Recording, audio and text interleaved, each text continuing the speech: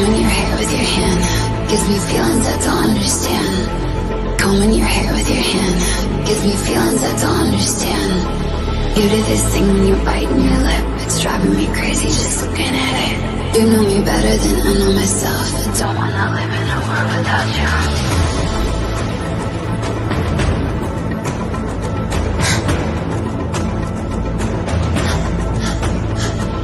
You do this thing when you're biting your lip, it's driving me crazy just looking at it. You know me better than I know myself. I don't wanna live in a world without you. World without you. Driving me crazy just looking at it. World without you. Driving me crazy just looking at it. You do this thing when you're biting your lip. Without you, driving me crazy just looking at it.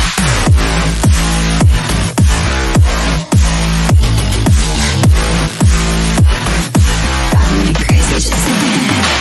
Combing your hair with your hand gives me feelings I don't understand. Combing your hair with your hand gives me feelings I don't understand. You do this thing when you're biting your lip, it's driving me crazy just looking at it. You know me better than I know myself. I don't wanna live in a world without you. You do this thing when I'm talking to you, like everything freezes and it's just too. You do this thing when I'm talking to you, like everything freezes and it's just too. You do this thing when you're biting your lip, it's driving me crazy just looking at it. You know me better than I know myself. I don't wanna live in a world without you. Give it to me like world without you. Crazy just looking at it. World without you. Driving me crazy just looking at it. You do this thing when you're biting your lip. World without you. Driving me crazy just looking at it.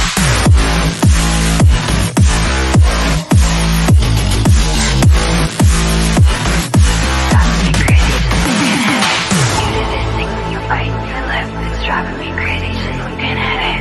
You know me better than I know myself. I don't wanna live without you.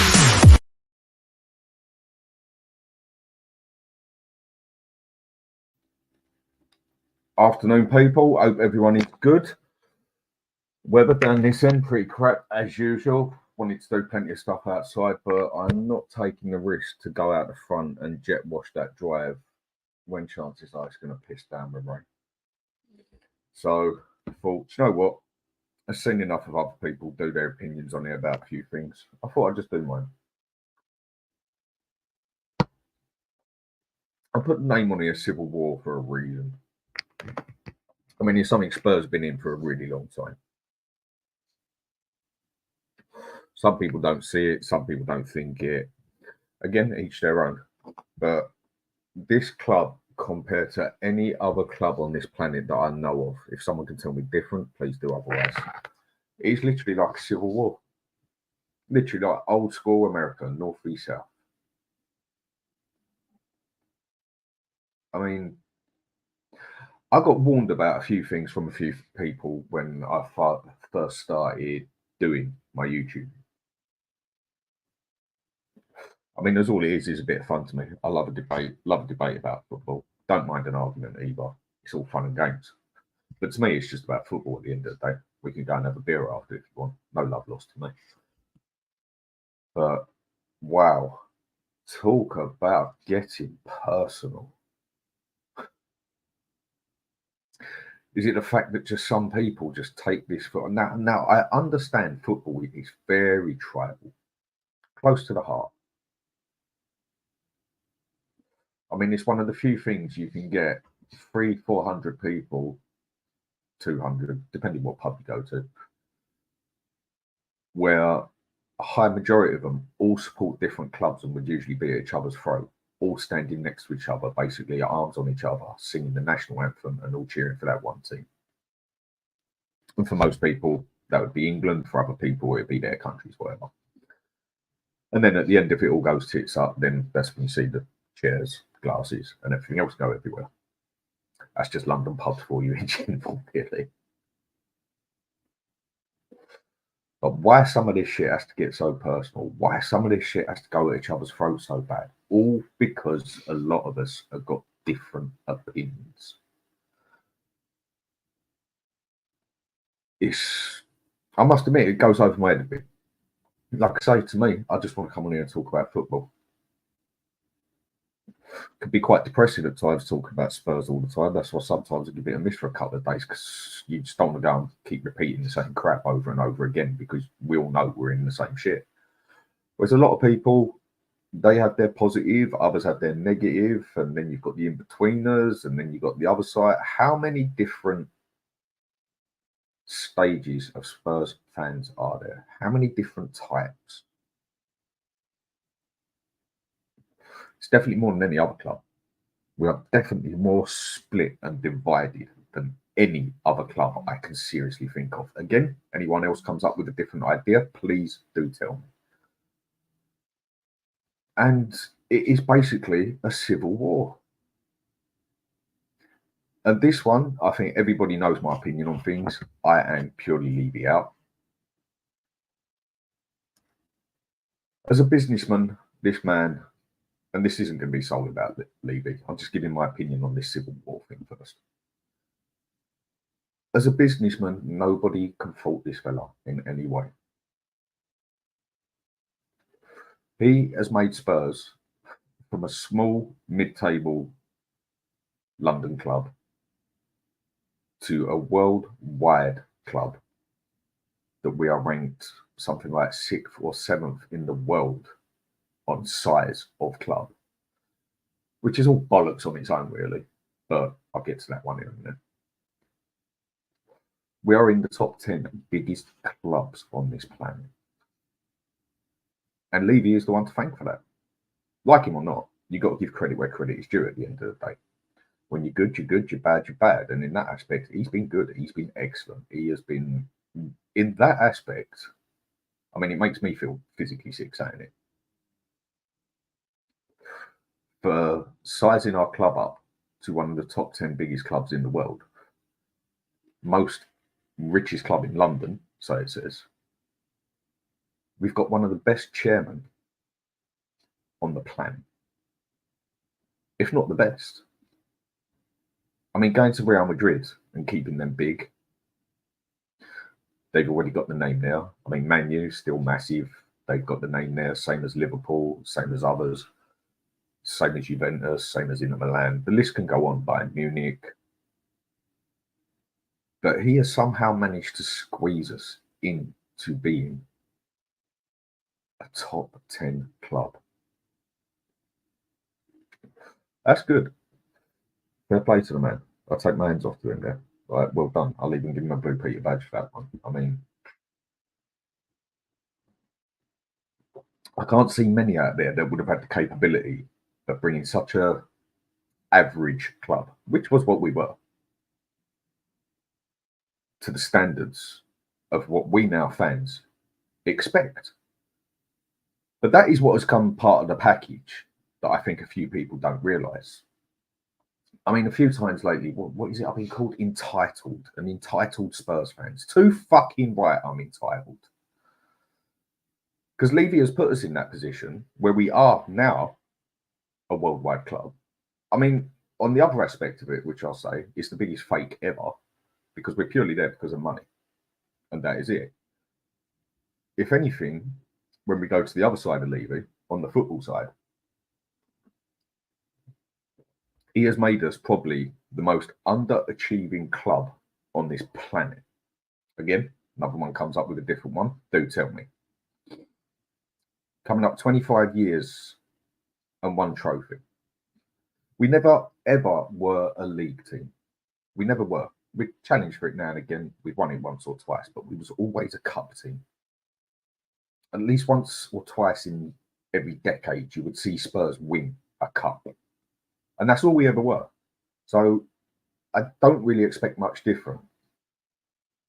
I just want to see us win something. On the football side of it, the man has failed. And he has failed epically. And I'll debate that with anybody. But it's a debate, is it worth having? Because what I've stated are two facts.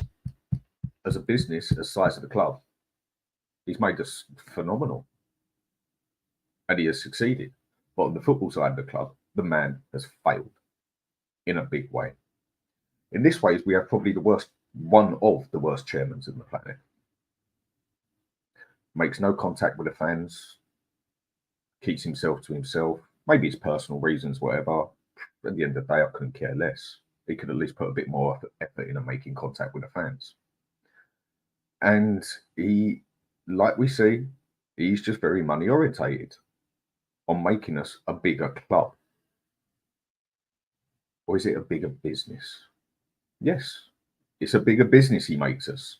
Club-wise, we got to that point where we could have really gone somewhere. He didn't take his chance there. He's not a chance taker. Businessmen take chances when they know the majority is in, they're going to make money. And people like I spoke to the other night and I've spoke to overall and that say, well, why don't he put this money into the football side so that we win things and make more money? Because he makes money anyway. I mean, off everything the size of the stadium, the deals he's got with NFL, the go-kart coming, the hotel coming, everything. There's money there. But one thing I think a few people don't notice is a true businessman never loses money. So you could say for instance, he makes 20 million in his back pocket this year. But he puts some signings in, it goes a bit wrong, and we lose 2 million out of that altogether, whatever, and he makes 18 million. People are still saying, the man's made 18 million, what's he bothered about? No, a real businessman, to him, he's lost 2 million. And that is where we've got the wrong thing. That is where, on the football side, this man, he will take no risks. And the thing he has managed to do is put this club, this fan base, at a civil war. Oldest trick in the book. I mean, anyone who knows their history and that, I know some people don't like history, some people do like history. I'm a very big history person. I love my history. It's something I actually find interesting. He has basically pulled the oldest trick on the book with us. All the Spurs fans. And that is what the Saxons did to the Vikings. When the Vikings came over here, they taught us to shit because we did not know what was coming. And to cut a long story short, over due time, we managed to make deals with certain armies in the Vikings to fight for us, fight against each other. We will give you this, this, and this piece of land and this if you clear these ones out of the way. But then we go to them and say the same to them. And then we go to a third army of theirs and say the same, and a fourth army and say the same. Next thing you know, you had a group of Vikings next to the Saxons fighting with two other armies. And then the other army would turn on the other army of Vikings. And then next thing you know, you got four armies out there fighting each other. Now the Saxons would sit back and say, let them kill themselves. And it's easier for us to pick them off one by one as the little armies. And that is what we are at Spurs. 4, 5, 6, 10, I don't fucking know. Little armies. And that is how he picks us off. Because we have got not enough. How do I put it? There's no completeness in it.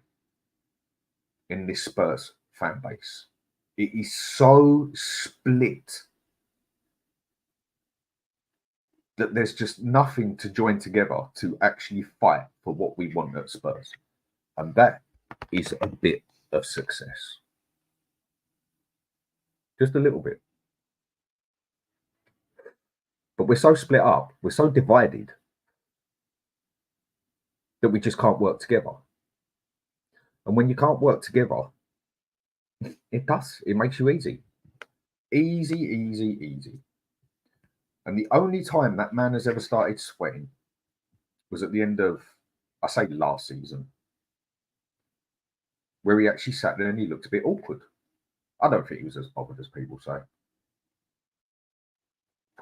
I think he already had ideas. I mean, the man's already like 10 steps ahead of us most of the time anyway. But even though you can predict it a lot of the time, he's still 10 steps ahead of us. He still knows how to divide and conquer. I mean, that's the old saying, isn't it? Divide it and conquer it. Because it's a lot easier than doing it in one big hit. And he divides us more and more and more. And it all comes down to a lot of it of what certain fans want. We're all different. We all got different opinions, and we're all entitled to those opinions. But surely, as a club, surely as a bunch of Tottenham Hotspur supporters, fans, we all want the same thing at the end of the day. And that is a bit of success. And I think that is one thing we can all agree on. The question is, how do we go about the success? Some just want to see good football. There's actually some out there that I've noticed that don't really even care about the success. They just want to see good football. Now, for me, that one doesn't work, but for others, it will work. So I'm not going to insult no one for thinking of that. I'm not going to agree with it, and I'm not going to respect it. I don't have to respect anything. Because all I have to do is show it a bit of common courtesy. You want respect, you earn respect, is the way I see it. Same as being positive and negative. You want me to be positive? People say I do a toxic show and I do toxic shows with other people. You want me to be positive about Spurs? Then fucking give me something to be positive about. Seriously. But again, that's where we're different people. Some people might see something positive. Say that's a positive thing. Other people will look at it and say, no, mate, that's negative. And I'm going to say hello to a couple of people on here before I go on. Sort of like, I'm not quite ranting, I wouldn't say, but just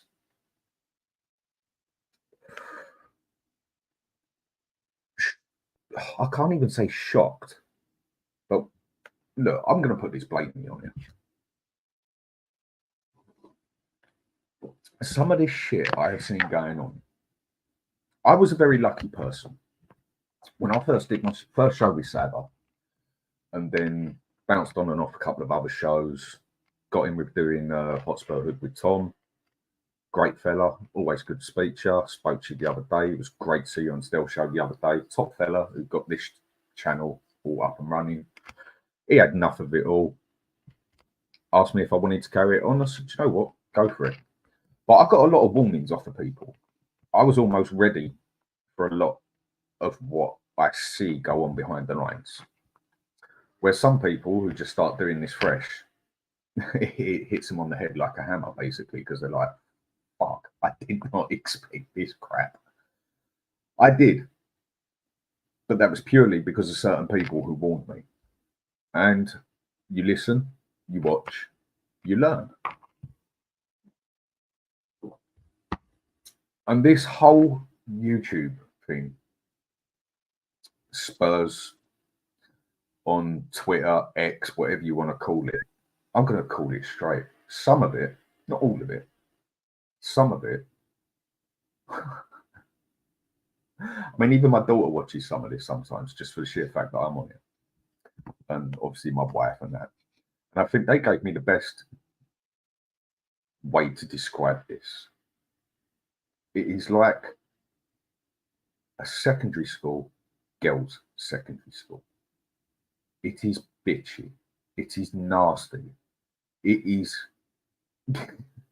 some of the people on the talk, some of the people on the side, some of the other people. It is fucking savage. And me, where I'm a bit cold, can't really say anything bothers me. I'm not very good when it comes to emotions and that. I don't have many myself. But wow. When it comes to the crunch of it, it's only fucking football. But it just does show how powerful football is and how much people do love their club.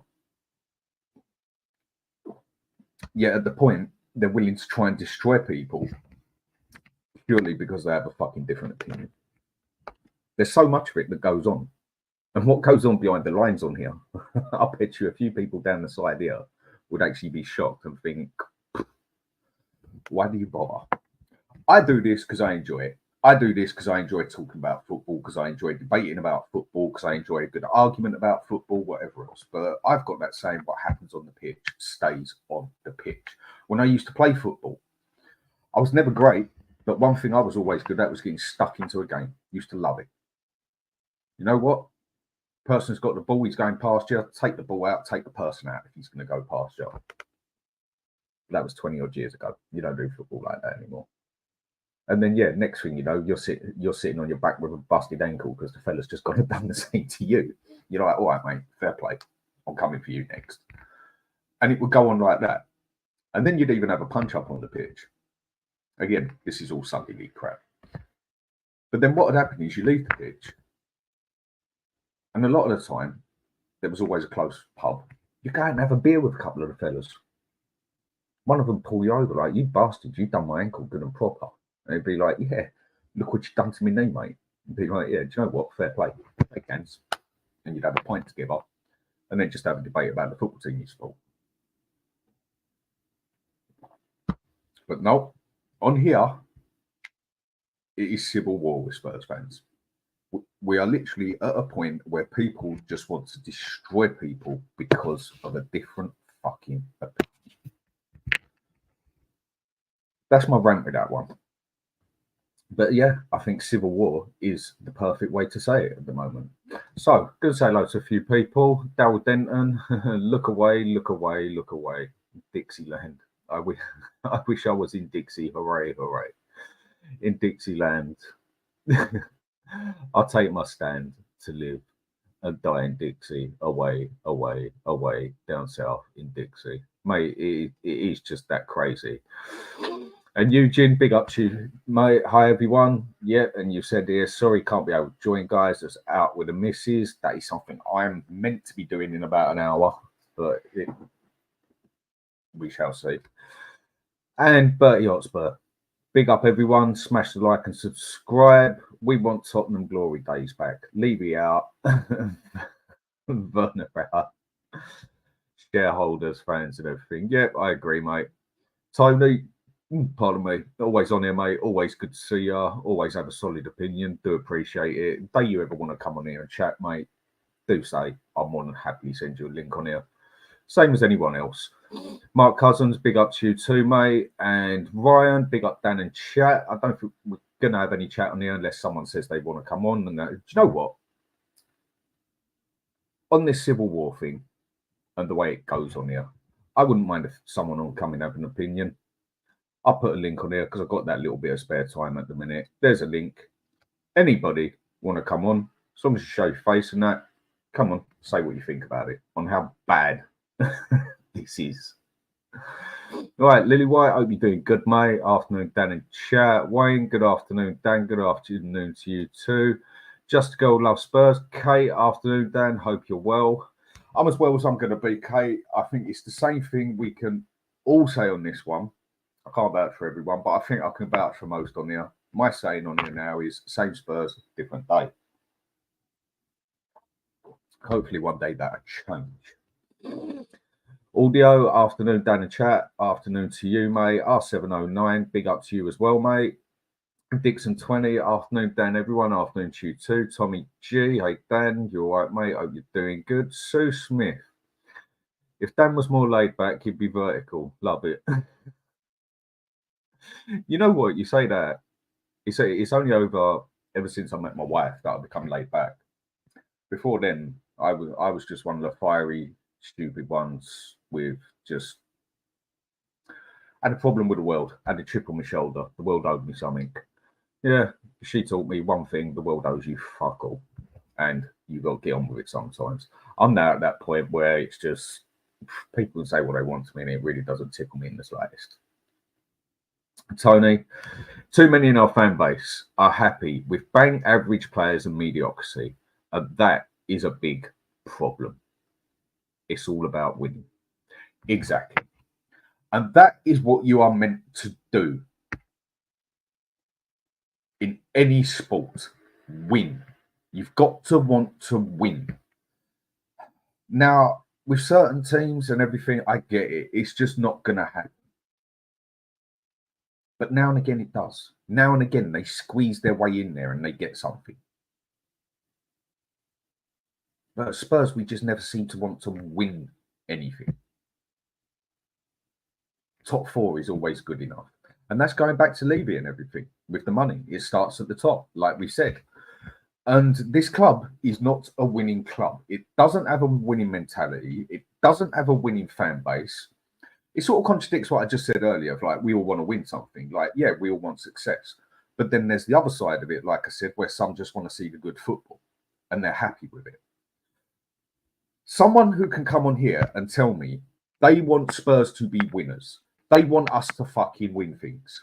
And then sit back and say, yeah, we just signed Timo Werner.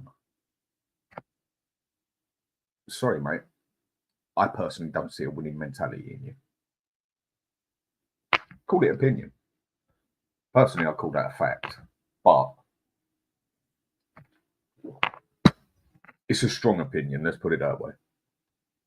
How can anyone want to win something and then be accepting some of the mediocrity crap that we sign at Spurs? All right, there's that hope. Do you know what? Maybe Ange's that much of a good fucking manager that he can get Timo Werner back to what he was before he went to Chelsea.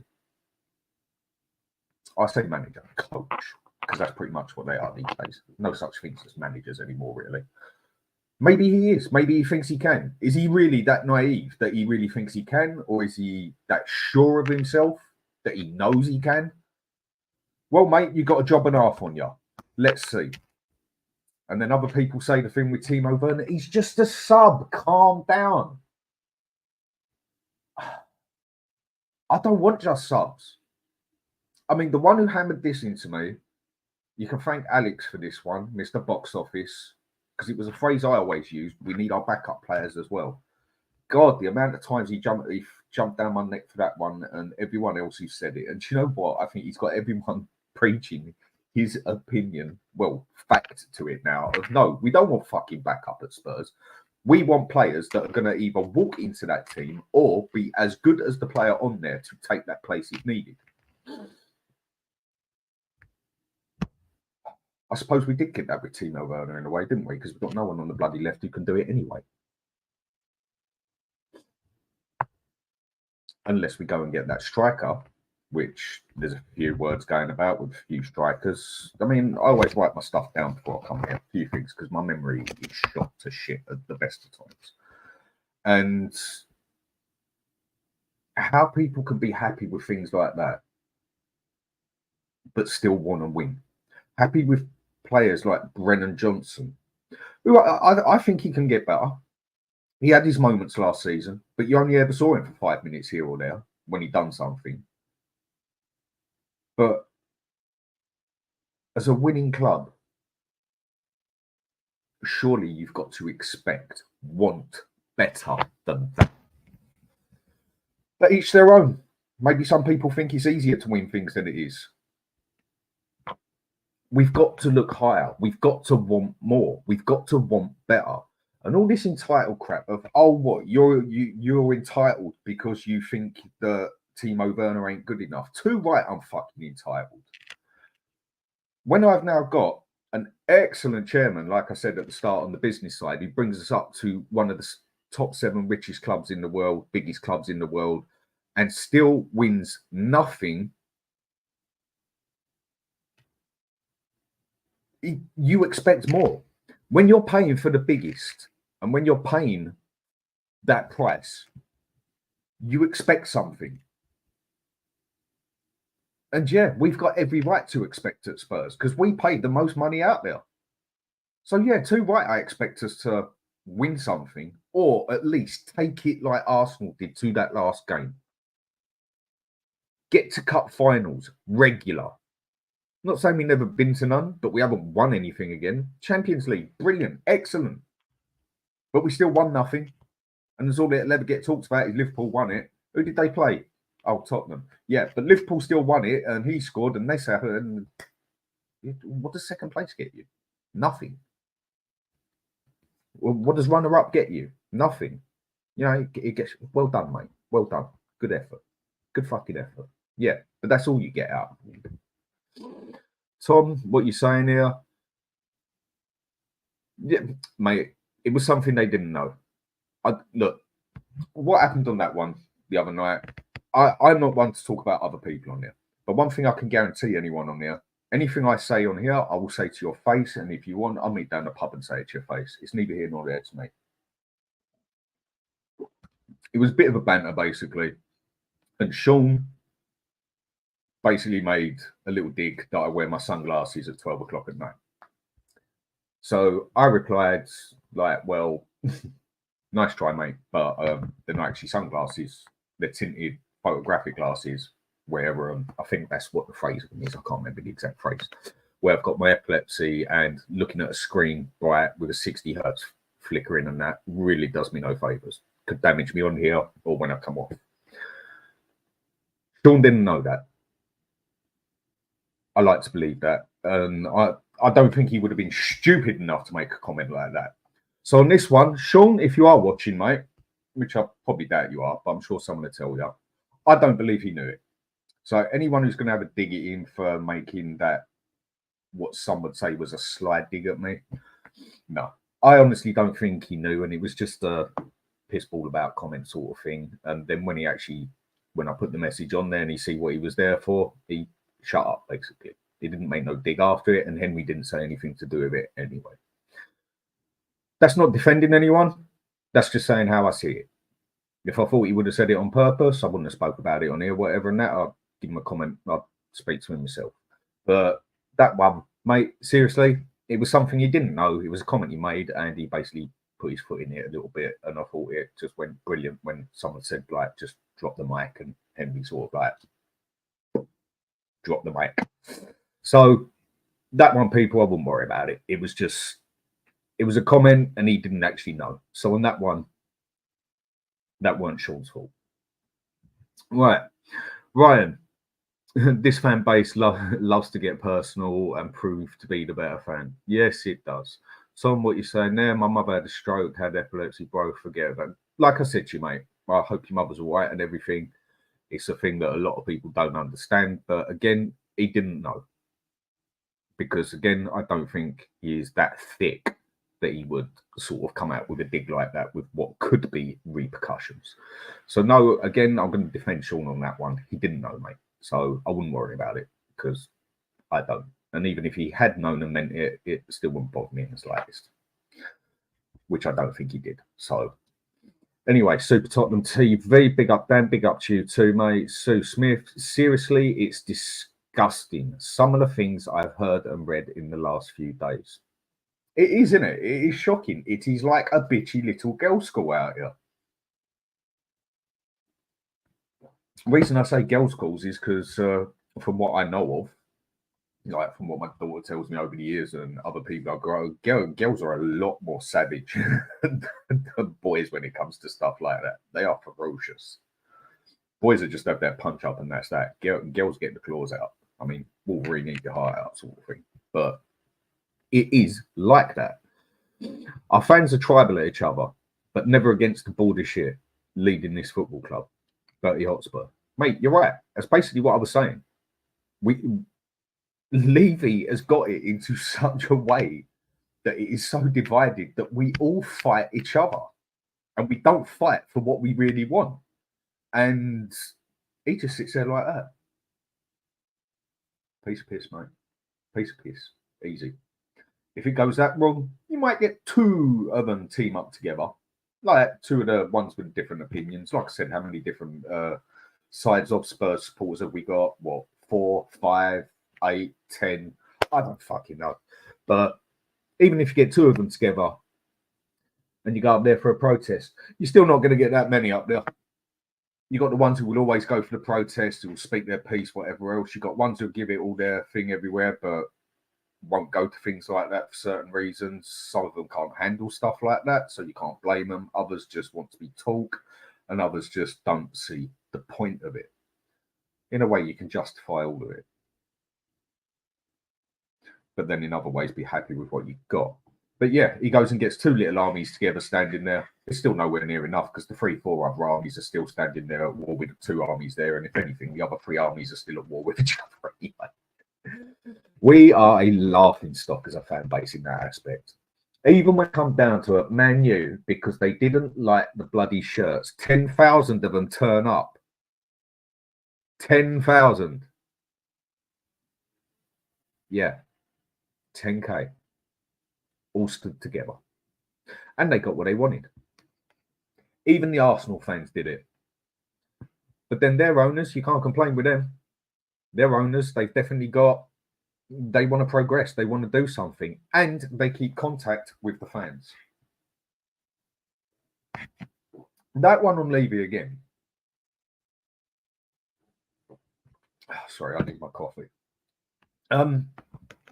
That would actually, I personally think, do Levy world of wonders. If he at least just kept a regular contact with a fan base.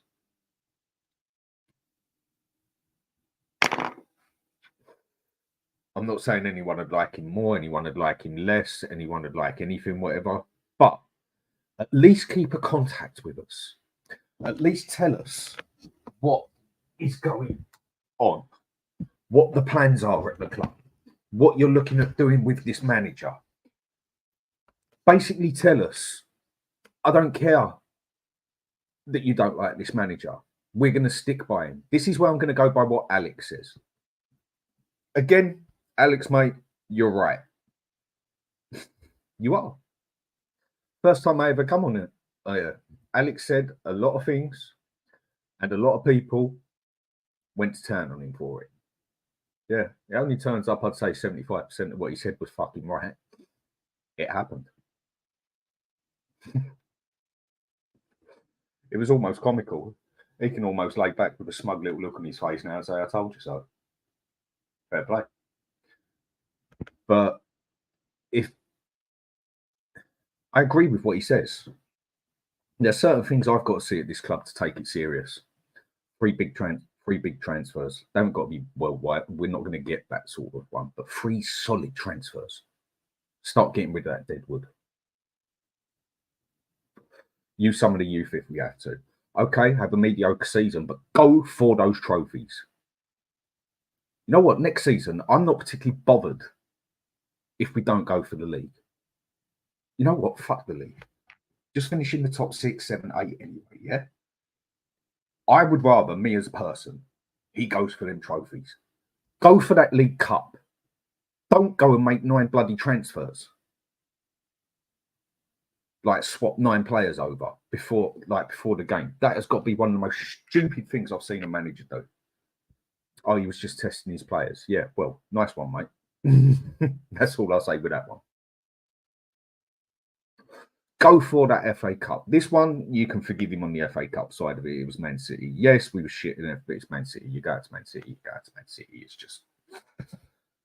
There's some things in life you just got to take it because it is what it is, and it is Man City. The one I really want him to go for is that Europa Cup. That Europa Cup now, for me, is up to standards.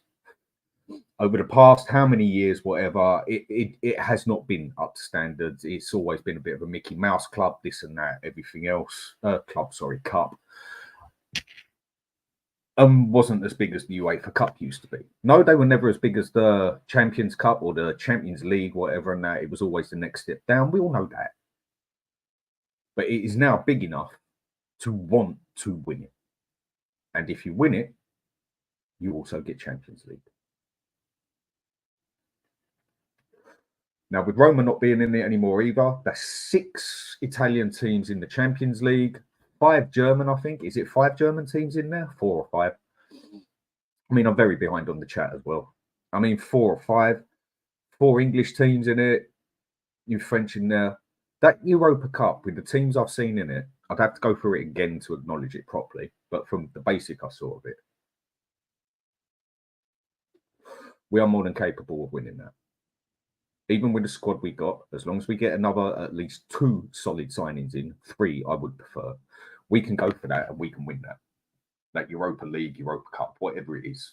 I know they've changed things about in it. I'm not 100% sure how it's going to go next season on there. I must admit, I haven't paid that much attention on it, so I'm not going to make too much comment on it because I'll probably bite my tongue in the process. Go for it. I don't want us to go into games for it and use sub players. You go into games like that and you be complacent with things like that is where you get hurt by a small club. You get hurt by any club. You get hurt by anything when you're going complacent, whether it's football, whether it's boxing, whatever. You go in there with too much of an attitude of I can walk over this prick. Next thing you know, you're sitting on your face thinking, what the hell happened there? Why? Because you underestimated them. Never underestimate. I want us to go for this Europa Cup because we can win it. And it will also get us what we want, Champions League place as well. We've got a cup, a European Cup at that. We're in the Champions League. We're happy. Manager's happy. Levy's happy. And I think you would then say the fan base, I wouldn't say joint, but one thing that would be joint on the fan base is there would be happiness there. I think that is the prime one we can go for. That will give Ange more time. It'll give a bit more trust on him. And Levy might be able to want to spend more money on bigger players. We'd have won something in Europe. We'd be going into the Champions League, so we would maybe be able to attract the better players. For me, that Europa Cup is my prime next season. But again, personal opinions at the end of the day.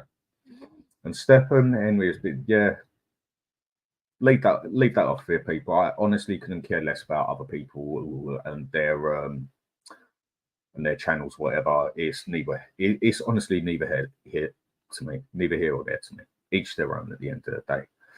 And Sue Smith just saying that Tommy, and Ryan, Sue Smith, it is really disgusting. Yes, it is. Destiny 5 up Dan chat. Stephen, they'd never say it to your face, cowards. Mate, like I said, just don't worry about things. It was a mistake, and that's all it was. And Super Tottenham TV. Everyone has an opinion, but to bully and harass other people because their opinion is different to yours, I don't agree with that. That's exactly what I'm saying, mate. That is exactly the depth of our civil war. The people do try to take out people because they have a different opinion. You know what? Anyone don't like my opinion?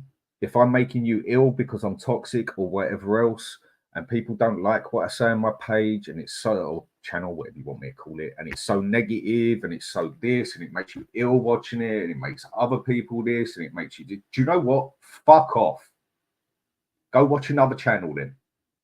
I couldn't care less. I will say what I want to say, and I will say my opinion. If someone could come on here and give me their opinion, and give me a solid opinion, I think enough people have seen me do it now. I'm more than willing to learn. And you know what? Fair point. Put my hands up. Yeah, maybe I got that one wrong. They don't have to necessarily throw me a fact down on the table, but I'm more than willing to listen to other people's opinions. Because one thing you do learn, some people have a better opinion than you. Some people see it different to you. And that's how you learn. But again, personal opinion on that one. And Sue Smith, Ryan, shameful, my friends. Some of our fan base really need to learn to respect others and opinions. I agree with you. But that word respect, no. You don't have to respect nothing unless someone gives you something to respect. What you have to do is show them that bit of common courtesy. That's their opinion. That's what they believe in. So, okay, fair play. I don't have to believe that. I don't have to respect that. You don't have to respect that. You just have to accept that that's what they see. Fair play. Go and see what you want. Go and do what you want. Go and preach what you want. Go and be whatever religion you want. Go and be whatever you want. I couldn't care less. I ain't got to respect it. And nor have you, or nor has anyone else. You got to accept it, though. Because people are different. I suppose that's what they say makes humans unique. Apart from the fact that we will destroy each other. But there you go. And Tom at Sue Smith. It's okay, thank you, Sue. I got triggered because laughing at Dan E. wearing shape. Mate, again, like I said, that was all it was a misunderstanding. And I've stuck up for him on this one because it was. This is where I'm so behind on the talk as well. Stop bigging up Daniel Levy because he ain't did this for the fans, mate. And here lies the problem. His pocket continues to get bigger. Bertie Hotspur. I didn't big up Daniel Levy. I said the facts. The way I see this is just facts. And I'll repeat it again for you. Fact is, as a business, he has done it. But as a football club, he has failed epically. We're in the top 7 biggest clubs in the world. That is down to him. So credit where credit's due. But on the side we're all interested about, the football side of it, he's made such a fuck up of it that we're all at total war with each other. And full works, Dan, that isn't correct, bro. He has definitely increased our financial footprint, but up until the scholar nearly bankrupt us when big player worldwide in terms of signings. Yeah, but look where we are. And Stephen, hope you're right, mate. Levy built the stadium for himself and we financed it. I know. I'm not disagreeing with any of that. I know all that, mate. But the fact is, he has still made us the 7th biggest club on the planet, but for the wrong bloody reasons.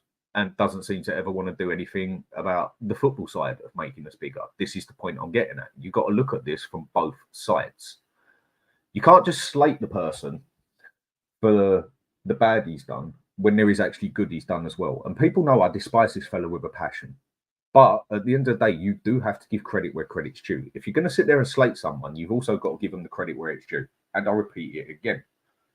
Business side, probably the best on the planet. Football side, one of the worst on the planet. And Finn, big up to you too, mate. Mark Cousins, don't forget the new stadium is a game changer. Yep, I think we just got done the same way Arsenal got done in that one in the end. All our hopes up and everything, and all our hopes up for nothing. And to be honest, I don't even think of us as a football club anymore, which is heartbreaking. So I agree. I think we are more of a business than a football club. Now, every football club, whether we like it or not now, is a business. Football is business. But there's that line down the middle that you've got to cut, where you've got to get your business right, but then you also concentrate on the football side. We just seem to be 95% business, 5% football.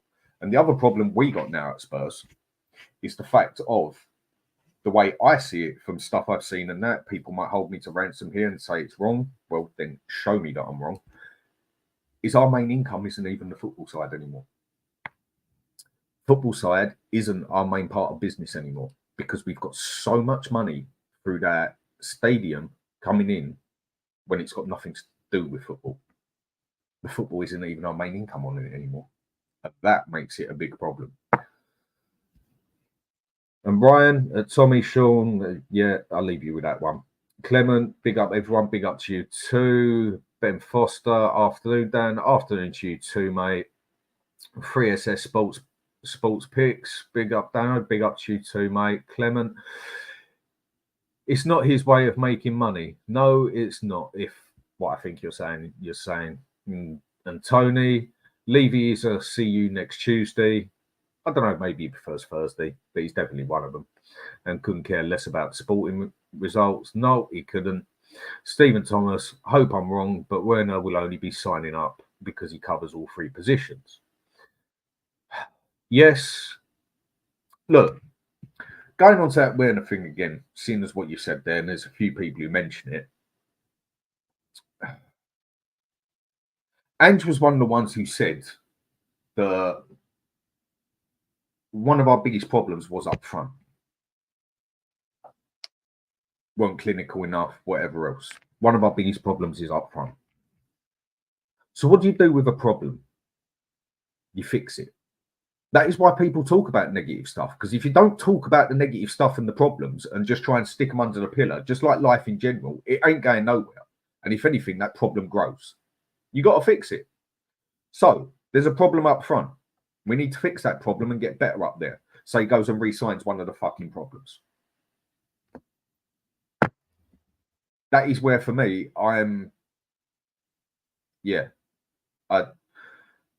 what is that saying?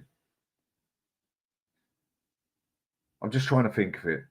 The only real mistake is when you learn nothing from the mistake and you make the same mistake again. And that, I feel, is what Ange has done. Because this signing, I feel, was definitely on Ange. Now, everyone knows I've picked on him for the fact that he claims that every player that comes in is his core and whatever. If we're all going to be honest, we all know that's mostly bullshit anyway, because Levy has sole control of that, basically, or how it looks. But this one, for me, is an Ange signing because it happened so quick. He obviously wanted him back in the team. But I thought you said one of our problems was up front. I thought you said that was one of our biggest problems. So you go and re-sign a problem. On 165k a week, third highest paid player. If I'm Romero or one of the others, I know other people have probably said it the same way. I'm sitting there thinking, hang on a minute, I'm a World Cup winner here. I needed more of this squad than that prick. And he's getting paid double me.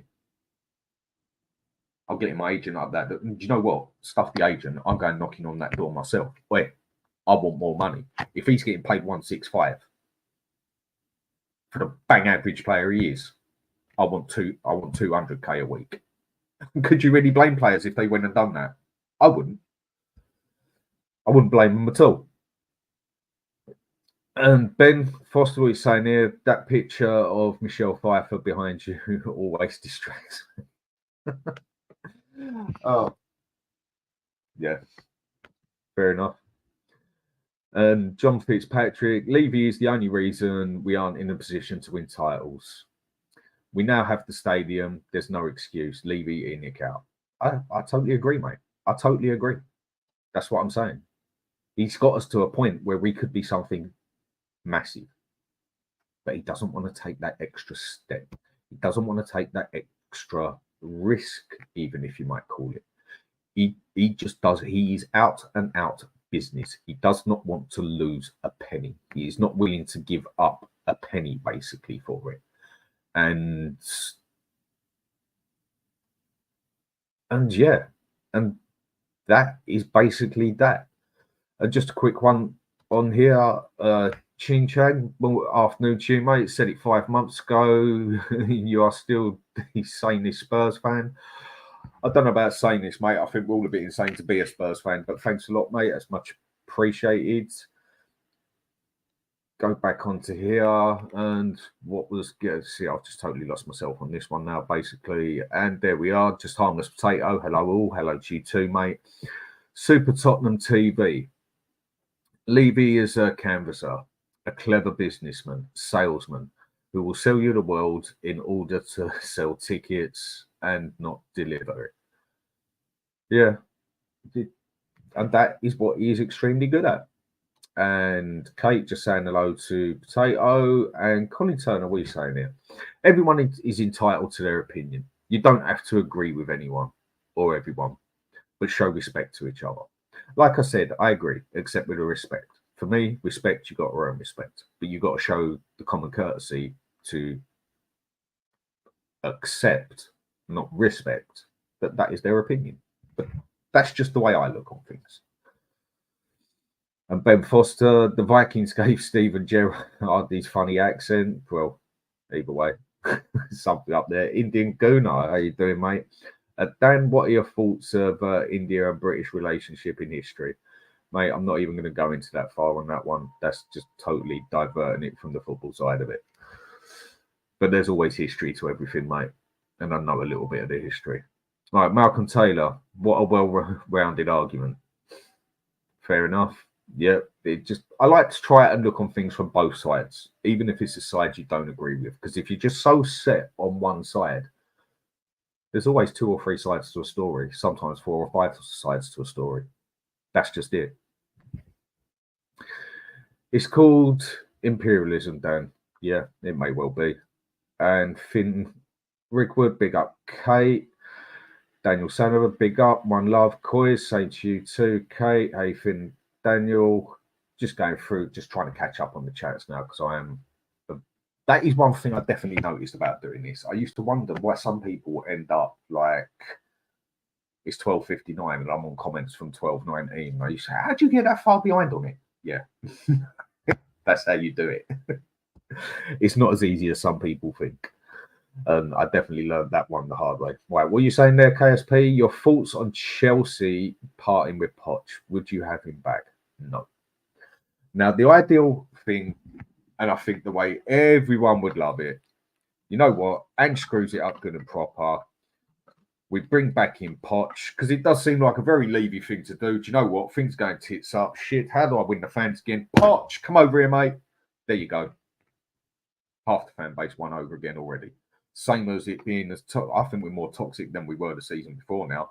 Same as it was so toxic then. I've repeated it a million times. I say it again. Ange had the easiest job a manager has ever had in football, as far as I'm concerned, when it comes to winning over this fan base. Play attacking football. There you go. 3 games. Everyone thought Ange was God. Easiest job ever a manager's ever had.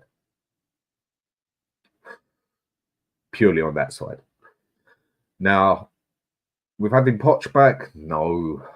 Just no. It's just going back on it again, isn't it? It would all be ideal if he came back and we win something and Levy backed him and that, but we all know that shit ain't going to happen. Poch comes back. It's like that woman you had. I can only speak from a man's side. It's like that woman you had an excellent relationship and everything, and then it all just went to shit, as they do at times.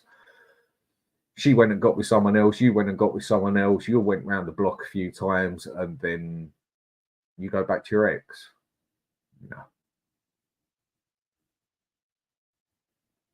Not for me, mate.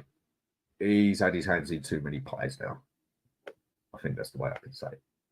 And for me, it'd just be a step back. It'd be something to keep the fans happy. And why would he even come to Spurs anyway? He's meant to have just left Chelsea because he basically was getting told how the players were going to go and come.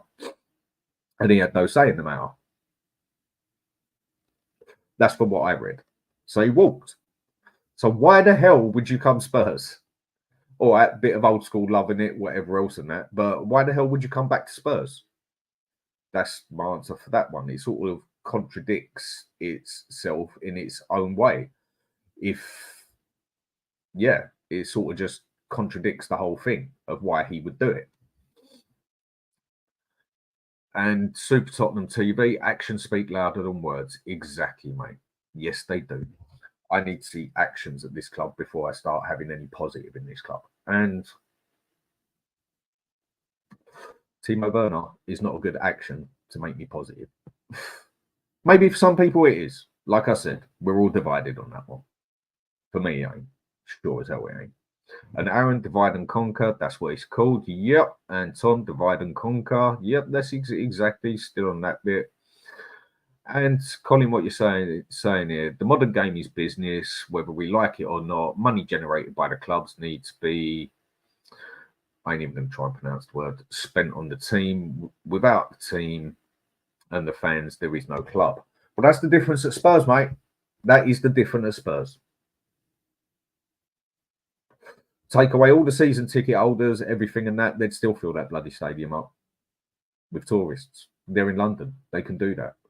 Now, a team like Liverpool or a team like even Man U or Newcastle or Villa, they wouldn't do that. They haven't got they can't even charge the same ticket prices we can because the money is in London. And that's where it is. Not many people come to the country from another country, tourists, to visit Liverpool. Some do, or Manchester or Newcastle, whatever. The majority come to see London because that's where the money is. And that's why even smaller clubs like Fulham can charge higher ticket prices than Newcastle and Man U, for God's sake. And that just sounds crazy on his own. But that is what it is. London is where the money is.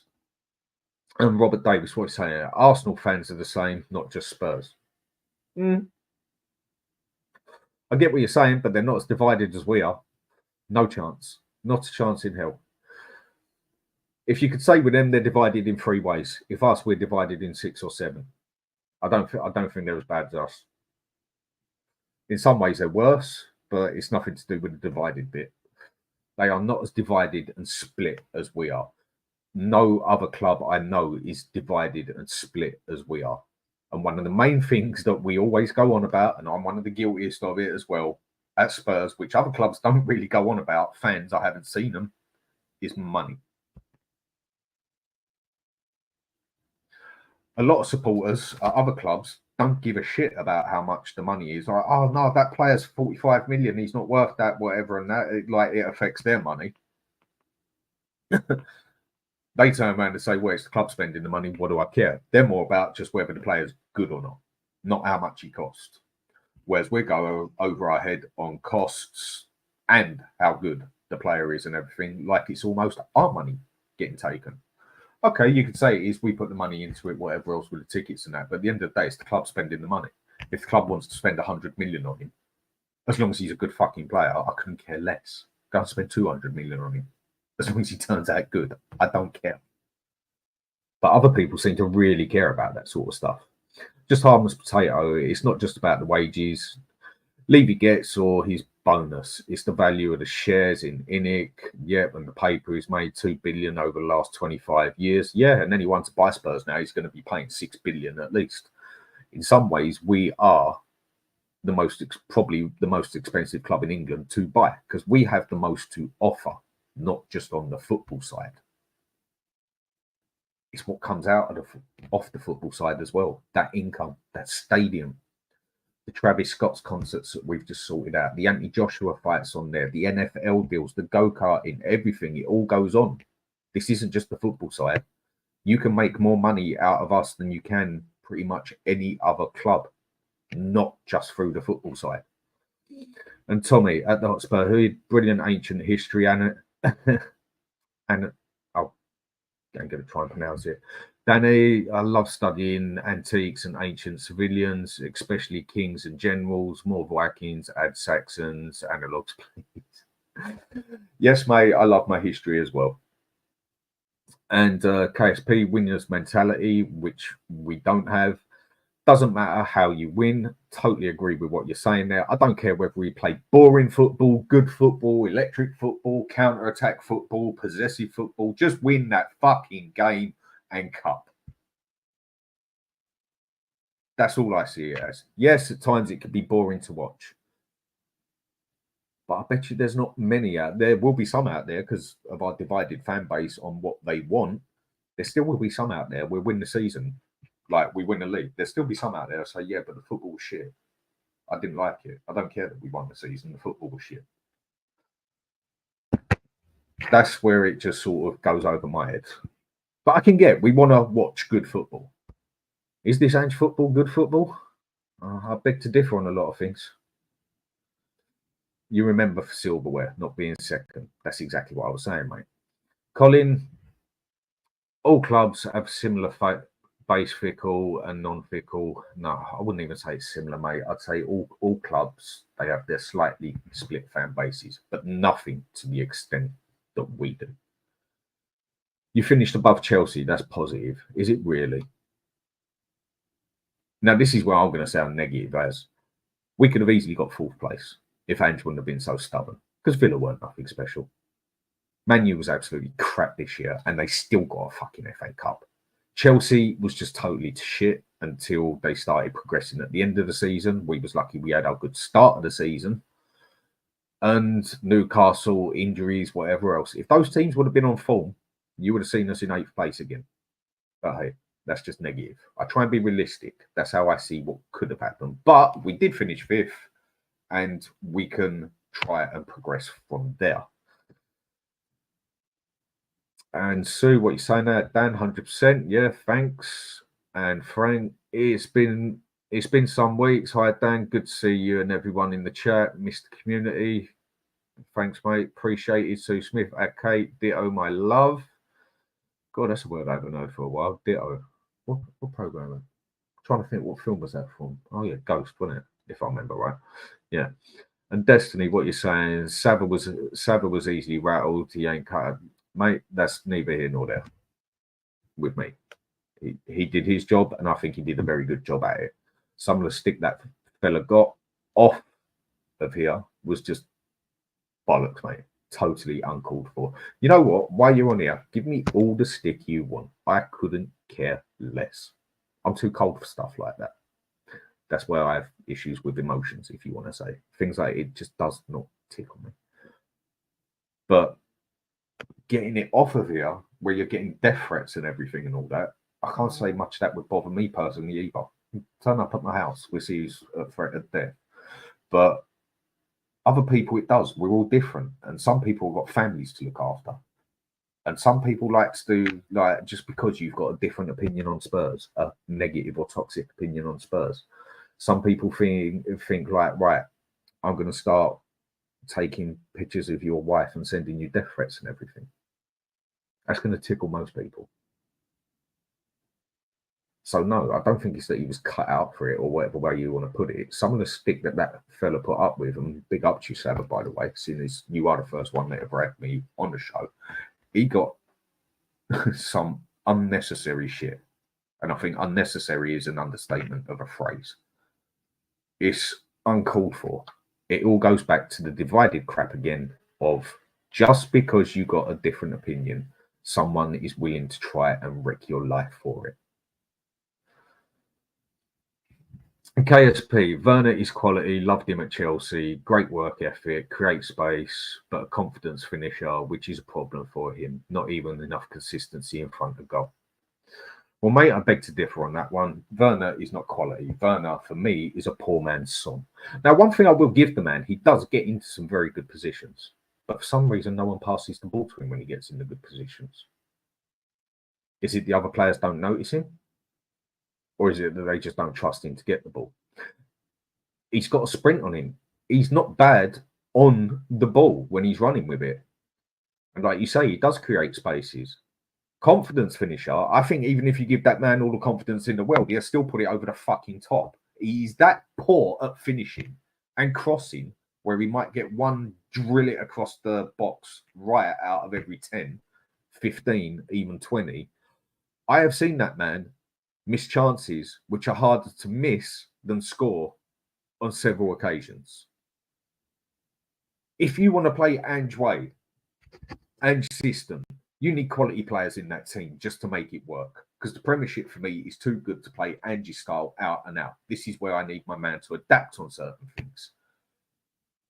And there's going to be other games where you're playing Ange's system. This is just my opinion on it, where you got to play the old Kevin Keegan way of you score 3, we score 4.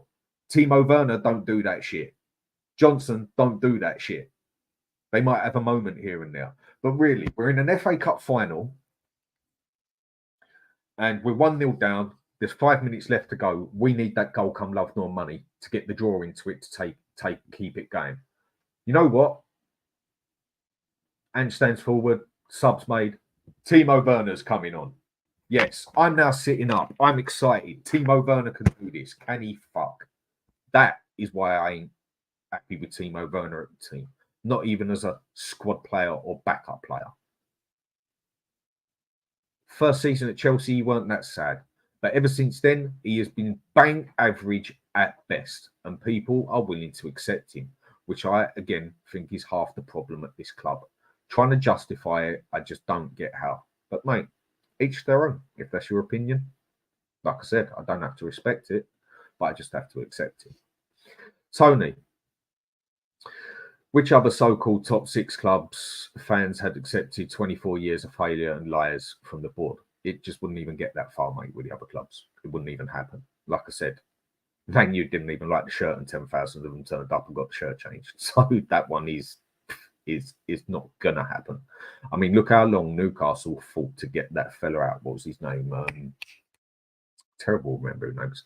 The owner they had. And they had to fight tooth and nail to get him out. But eventually, they got him out. It took a long time, but they did it. And Tom, some of the stuff I have seen written about people is utterly disgusting. Yes, it is. It has been. Do you know what? It's disgusting. Now, this is where I might come across wrong. For me, it's almost comical. I find some of it funny, but not funny because it's funny. But I find some of it funny in like, hey, are you really that bothered of my opinion? Does it tickle you that much? Do you know what? I'll just keep giving that opinion because it pisses the person off more. Why? Because, and why don't things bother me like that? Why? Because I'm a prick like that. I'll admit that. No, not a prick. I'm a fucking prick like that. It enjoys me when it winds people up like that. That I'm bothering them that much because of their opinion.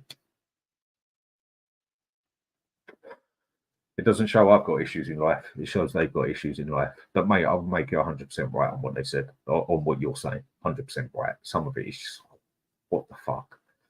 KSP, also you forgot, this is your first season without Kane and still fifth. It's not the end of the world. The team still stepped up and put in a decent result. Did the team really step up? First 10 games, it looked like it. After that, it didn't. Why is it at the end of the season? For me, it looked like Ange had almost lost the bench. We fell to pieces at the end of that season and just about scraped it. Yes, fifth is a step up from where we finished, but I've also given my reasons why I think we finished fifth.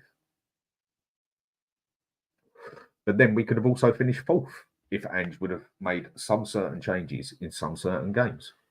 Yeah, you go and put Davis to go on at Saka, and everyone predicted exactly what was going to happen. And it did. If only I could do that with the lottery. And then he goes and plays Chicken Royale on the left to go up against Mohamed Salah. And then in the game we don't really care about, Man City, he then goes and makes the changes that could have got us 3 points out of the 4 games that we lost. That is where I have a problem.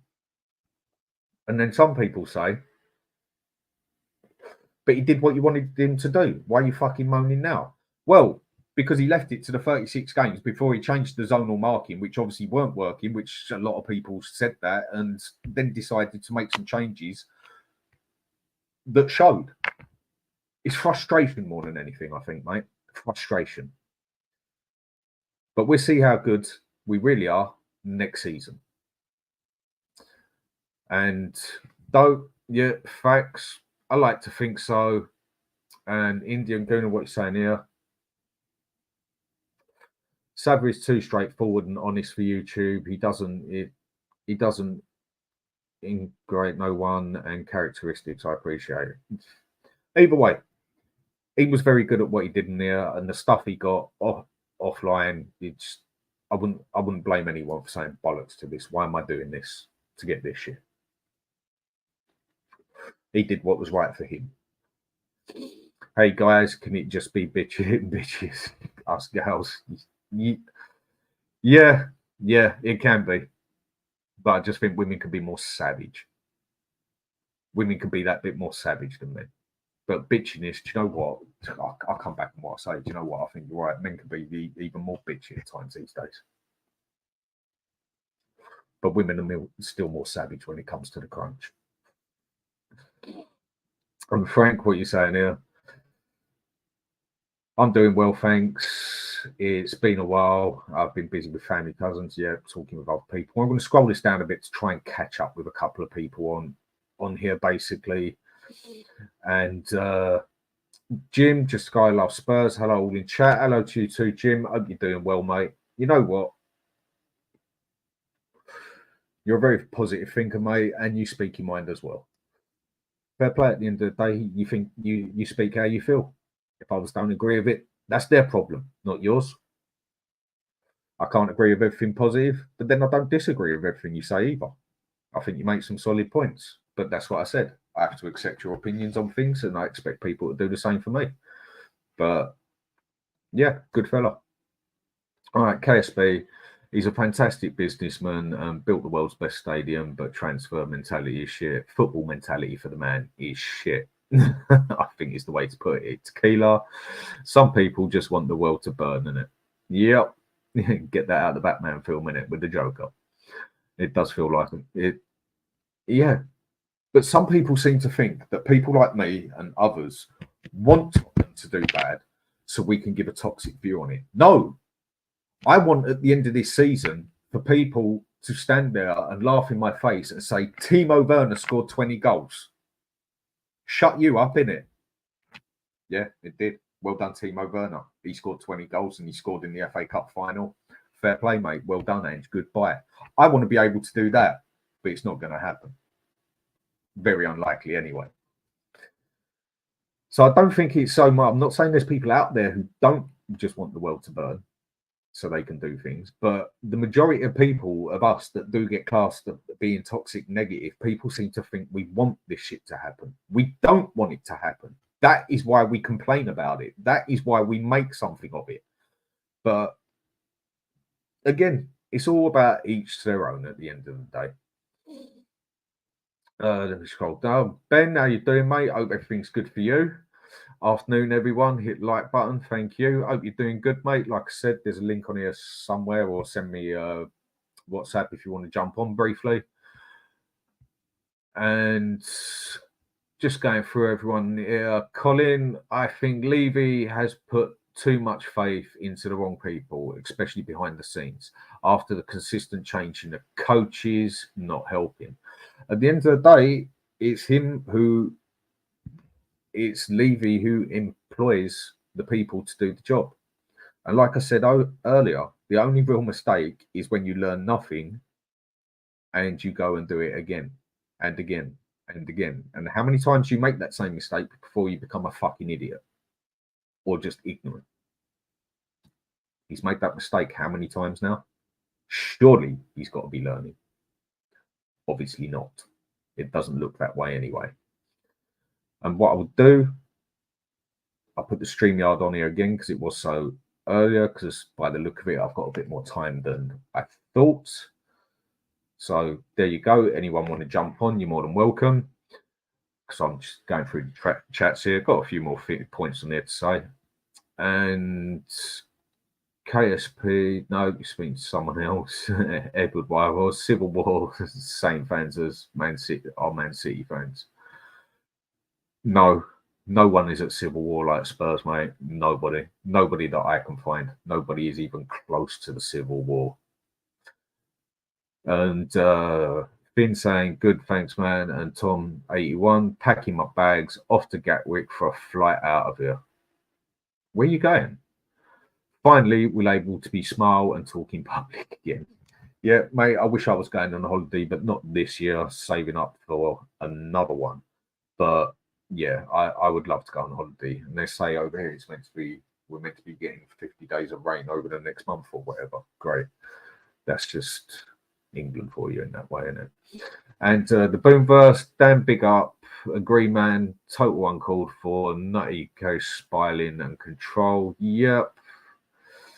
And KSP at the HotspurHood, you've come a long way since terrorizing. I don't quite know who you mean on that one. I try not to terrorize people. But there we go. If you explain to me what you mean on that one, like I say, I can be a bit slow with comments like that sometimes.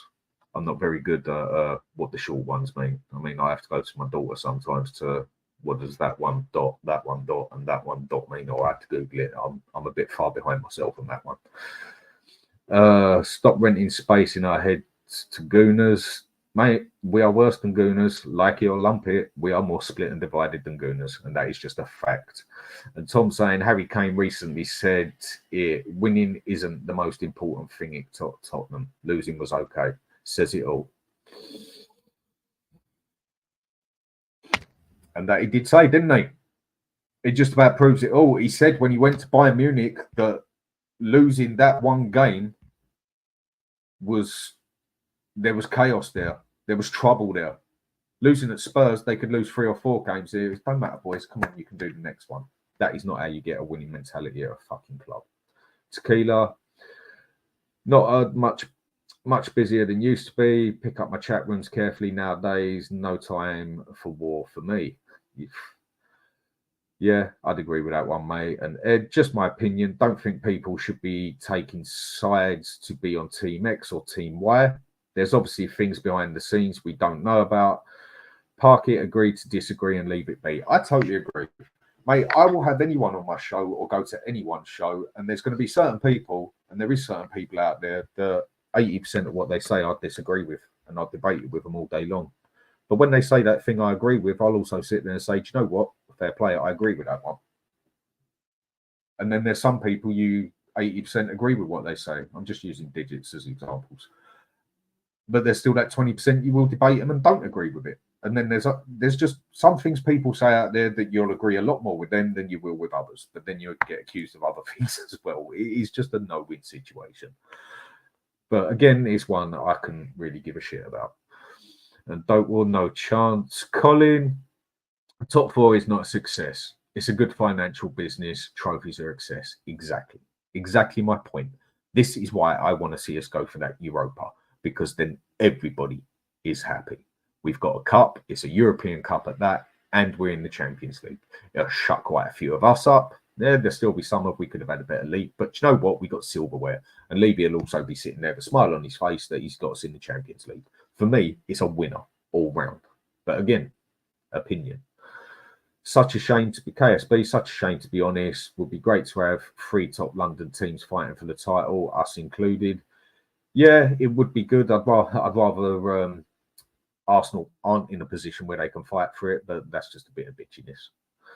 Or Chelsea, actually. I don't like them pricks either. If anything, I've over the years, I think I've despised Chelsea more than Arsenal. At least Arsenal earned their respect in the football world. Not that I respect them, but as a football club, they earned what they got. Chelsea, they got it given on a hand like Man City. There's the money, throw it, and built it through that. Arsenal, Liverpool, Man U, they built their name. Like it or lump it, it's football, and credit where credit is due at the end of the day. Raider, you big up, Dan, big up to you too. At work right now, going to catch up later, buddy. Yeah, no problem, mate. And I can't even pronounce your name now. I'll just call you Renegade. Afternoon, Mush. Mush, I recognise that phrase, mate. Whether I get it right or not, but I recognise that phrase from where I grew up. Dick, yeah, brother. Yeah, if I'm right. If I'm wrong, tell me. Right, Tony, we don't need to come back up at players. We need competition. No players should feel confident starting. They need to feel someone is breathing down their neck. Competition, competition, competition, competition. Exactly. That is what I'm saying the whole time. And I think that is what a lot of other people are saying as well. Not just this little backup player. Now, I understand in a squad, you're going to have some backup players. But the majority need to be able to know that if they do something wrong, they're looking over that shoulder because that other man is going to take their place. Just like that. And then they know they're going to have to fight to get that place back. That is what you need at a winning club. You need to be able to bring on a player that is not a drop from there to there when you bring him on. You need one that is up there in the same caliber. But again, that's just how I see it. That's how the winners seem to do it. Winners by replacements, losers by backups. Stephen, totally agree with you, mate. Stephen, yeah, I totally agree with you, fella. That is basically what I've just said. KSB, you reckon your team has lost a little of its soul since new ground? Happened to the Gooners when they moved to the Emirates. Yes, mate, I agree. It is basically the same story. Arsenal got told we are getting this stadium to keep up with Bayern Munich, this, and this, and then went and sold their best players and whatever else. We are actually in a much better position than Arsenal are with the stadium. Arsenal could not get the money in that we get in to pay this stadium. Paying this stadium off isn't a problem that people seem to think. We earn so much off that stadium, it pays itself. It really does. And we haven't even sold the name of it yet. That's going to be the interesting one when that one finally does come in. As long as it's not something like Tesco or Sainsbury's. But no, Daniel Levy, offering the right money, and they're going to let Aston buy the name of the stadium. And then nothing would really surprise me when it comes to this man and money is involved. I watched Werner have shooting practice. Where's that? Cheshire Football Club. He was bad. Yes, I watched him trying to shoot where he was playing football. He's fucking terrible. And tequila, indeed, shame, but it is what it is. Yes, mate, a lot of things in life. It's the same that people don't like, but it is what it is. LTL Cockerell, afternoon to Dan and chat, afternoon to you too. Hope all are good and enjoying the weekend. Not too much to enjoy about that out there, but enjoying it as much as I can. Tequila, all our forward line depresses me. It must be sad. Even Son is on his way down slowly, and he's not. I made the mistake with Son saying that he's done on the left. use him as central now. Now, he done a good job. He did do a good job. What was it, 16, 17 goals, something like that, or 15, in between the 15, 17 goals. But it blatantly showed there were certain games that as soon as it got tight in that box, he ain't made for that. That's not his fault. He's just not made for that. Where Richarlison was actually the better player in some aspects for that. For me, Richarlison would have been the better one to start against Arsenal. And when he came on, he actually caused some hassle. And not just hassle as in football, but hassle starting winding players up and that. Because he's a prick. And yeah, in that team, it's like what Mourinho said. Sometimes not sometimes, every time, when you get in that pitch, you need to be a see you next Tuesday, through and through. And it's something that, I can't remember the fella's name, but he said it on Snell Show the other night. Tottenham is just too much of a nice club, even when it comes down to the players. Lack of aggression. I can agree. You look at that team we got. Son, for me, is not leadership material. Romero is leadership material. Yes, he screws it up. And again, I've gone back on something I said 6 months ago, but again, you look and learn, don't you? That is in football where you are allowed to change your opinion. But some say you can't because you're then just a flip-flop. Either way, fuck the flip-flop, I couldn't care less. I change my opinion in football as it goes through because things start changing while you watch the games. I think Romero or Vicario, not that I would want a goalkeeper as a captain. I don't agree with that. I think Romero is the one with enough aggression. He's got enough on him to be a captain. My old school sort of captain of a Roy Keane. A Patrick Vieira sort of thing. A John Terry. Something like that for me is a captain. Not Heung-Min Son. For me, he's not captain material. And we are. You look at that whole team, a lot of it is almost too nice to even be winners. That's how I look on some of it. Now, after what he said, it's very true. Because you don't get to the top in business or football or whatever for being nice. You got to be ruthless at times if you really want to get to that top. And a lot of people don't do it. Tommy, how we doing, brother? Hope all's good for you, mate. Good chat we had yesterday. Great to see you on Snell Show. And yes, Danny Boy in chat. Many clubs don't have the infrastructure and or the money to compete. We absolutely do. And then one trophy in 25 years. Of Enoch is insane. Tom, 100% right. Always enjoyed doing the shows with you. Always to the point. And one thing you have that I find a lot of people don't have, mate, is a sense of humour. It's always good to have a sense of humour, especially being a Spurs supporter, the way I find it, because it's sometimes you've got to laugh because otherwise you bloody cry. And being a Spurs supporter, well, you got to laugh at times, haven't you? And KSP again, runners up against team was immense, and the Ajax game was legendary, and you shafted City. Yeah. And we still had fuck all to show for it at the end, mate. That's what it comes down to.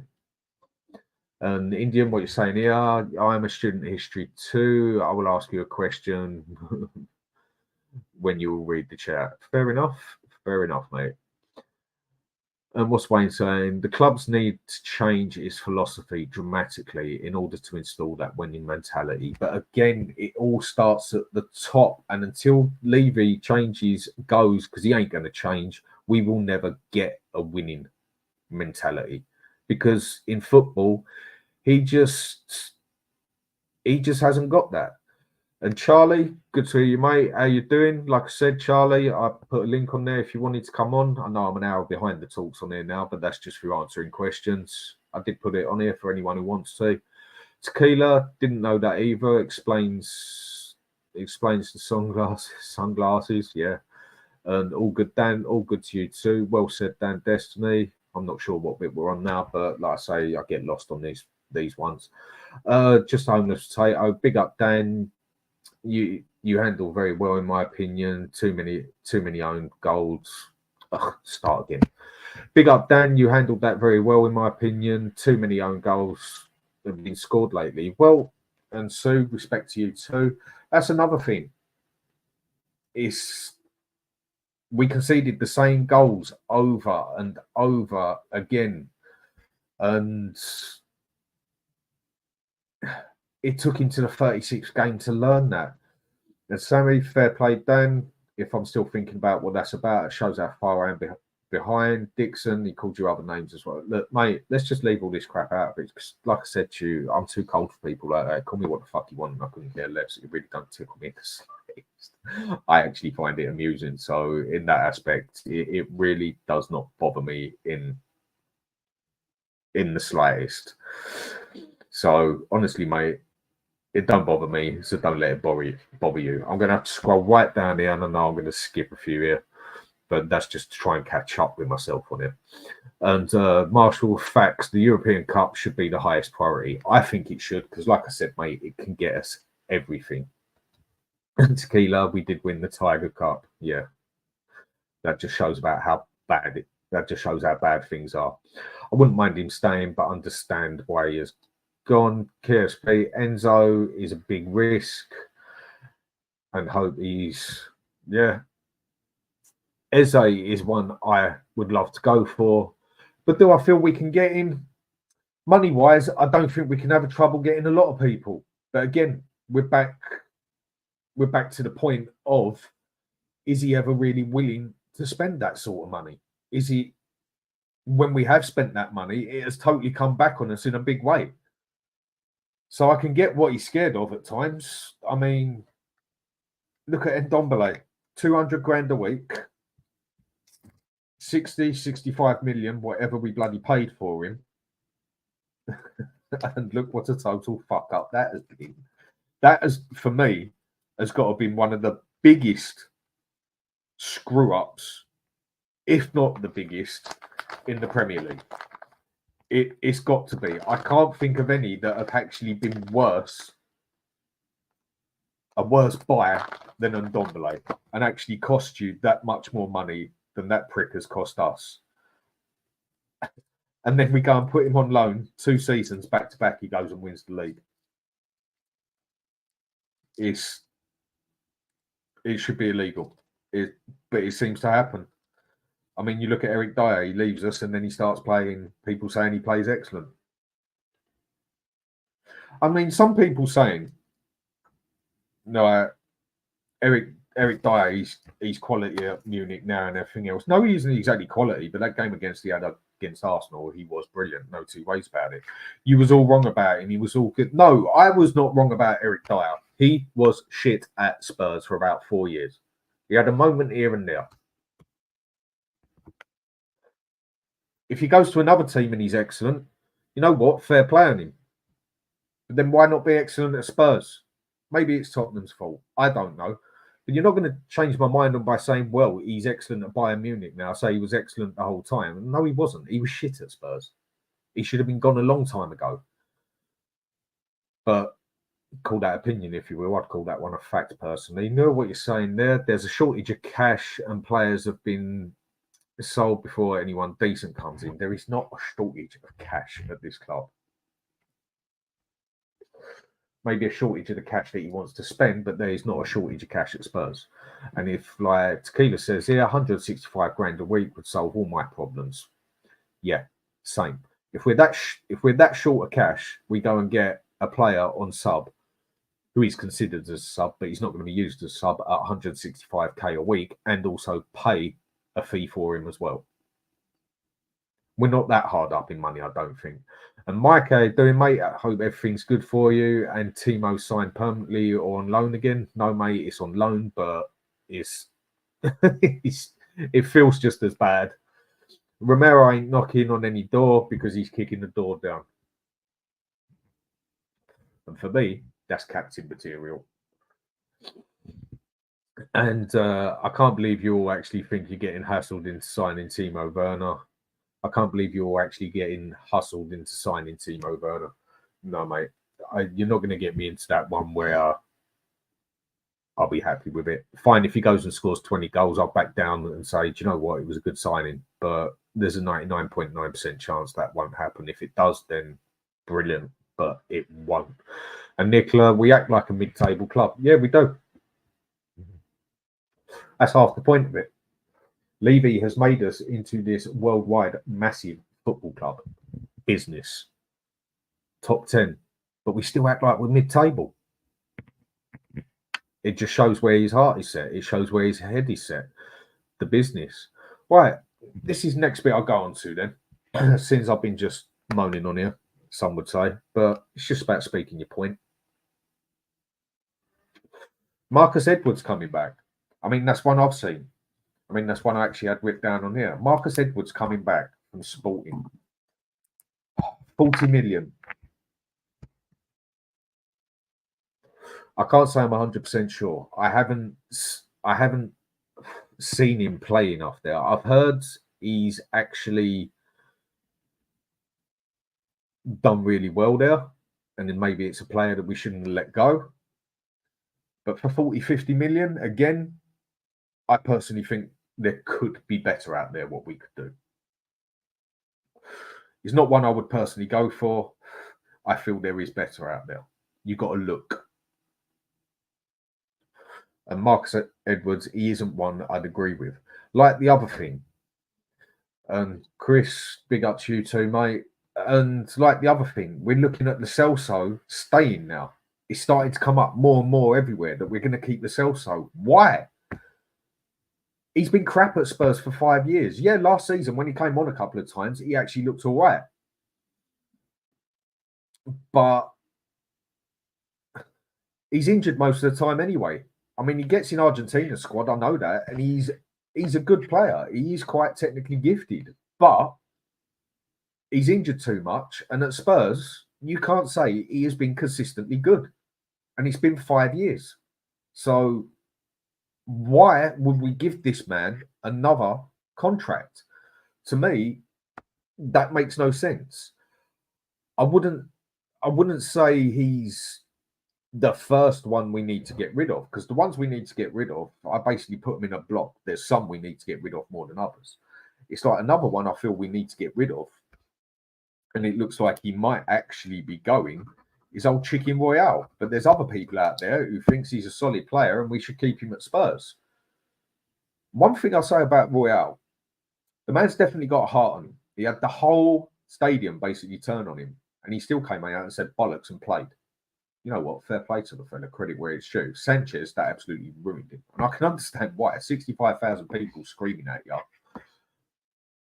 It must be intimidating to say the least. I mean, they say about going on here is one thing. Go with 65,000 people screaming at you. That's a whole different story. But Royale, he has got a bit of passion. I don't think he's quite as bad as people make out. I think he's defended, but I think he's an average, mediocre right back. And I want more than that at Spurs. I think he's actually a better defender than Porro. Porro is much better as a wing back, and I feel we don't even use Porro to his full advantage. I feel Porro would be best as an overlapping wing back, or we go and use him as an out-and-out right winger. He's our only one we got who can cross the bloody ball at the moment. But defence-wise, I would say Royale is better. But I think Royale is another one who, if we can sell him for 10, 15 mil and AC Milan are meant to be seriously interested in him, I say let him go. He's another one for me that is part of the deadwood that definitely needs to go.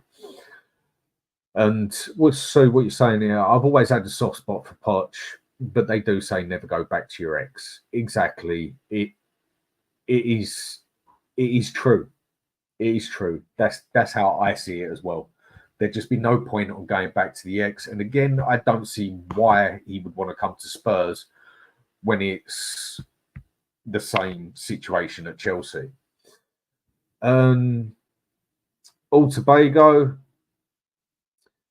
when the window closed, you guys need to make your decision. Overall decision, I'll agree. But I'll make my decision as it comes.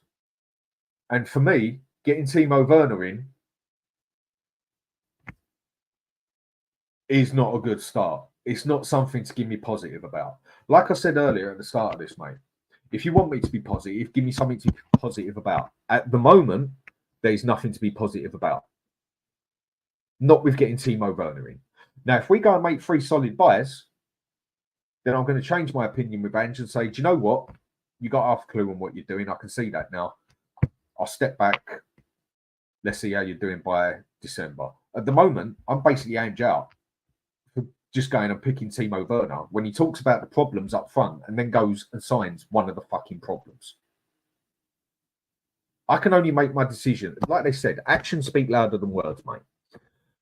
And the action I've seen is getting a bog standard, bang average player who you would not see in any of those other top 6 teams. He wouldn't get in Aston Villa's team. He definitely wouldn't get in City. He wouldn't get in Arsenal.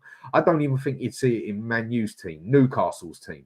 I don't even think he wouldn't even get into West Ham or Crystal Palace. And people are willing to accept this prick at Spurs. Each their own at the end of the day. Each their own. But I also do agree with what you're saying.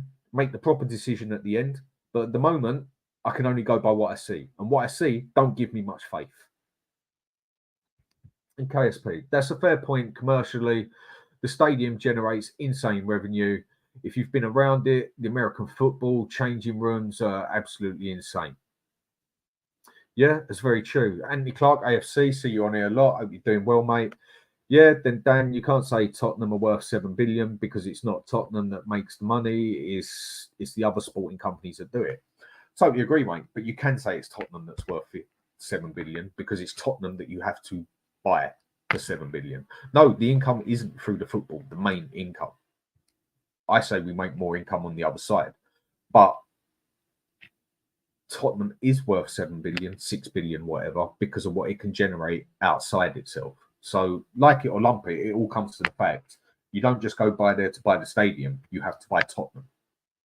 So Tottenham is worth that, just in the wrong places. On the football side, no, we're not. We're not worth shit. But our money, our revenue, what we are worth is down to the football stadium. Laugh out loud, that killed me, Dan. Again, not sure what bit you're on about there, mate. I'm too far behind on this, just trying to catch up on everything before I make a couple of points and then got to go. Right, Anthony Clark, what you're saying here, but then you can't say Tottenham worth 7. Yeah, already went through that one. Marshall, what you're saying here, good afternoon to you. I actually like Conte and Mourinho style of football. So do I. I follow Serie A. It's a shame the modern players are too quick down tools and aren't disciplined enough to play there despite winning pedigree. Basically, Conte's football can look excellent if he's got the right players. This is the thing that really, really gets me at the moment. This team we've got now, bar 1 or 2 players, is perfect for a Conte style of football. Perfect. And it would look quality. We could stick 3 solid defenders at the back. Van der Ven, quality. No, not world-class standards, yes, but he's definitely got potential to get up there. Romero, excellent defender.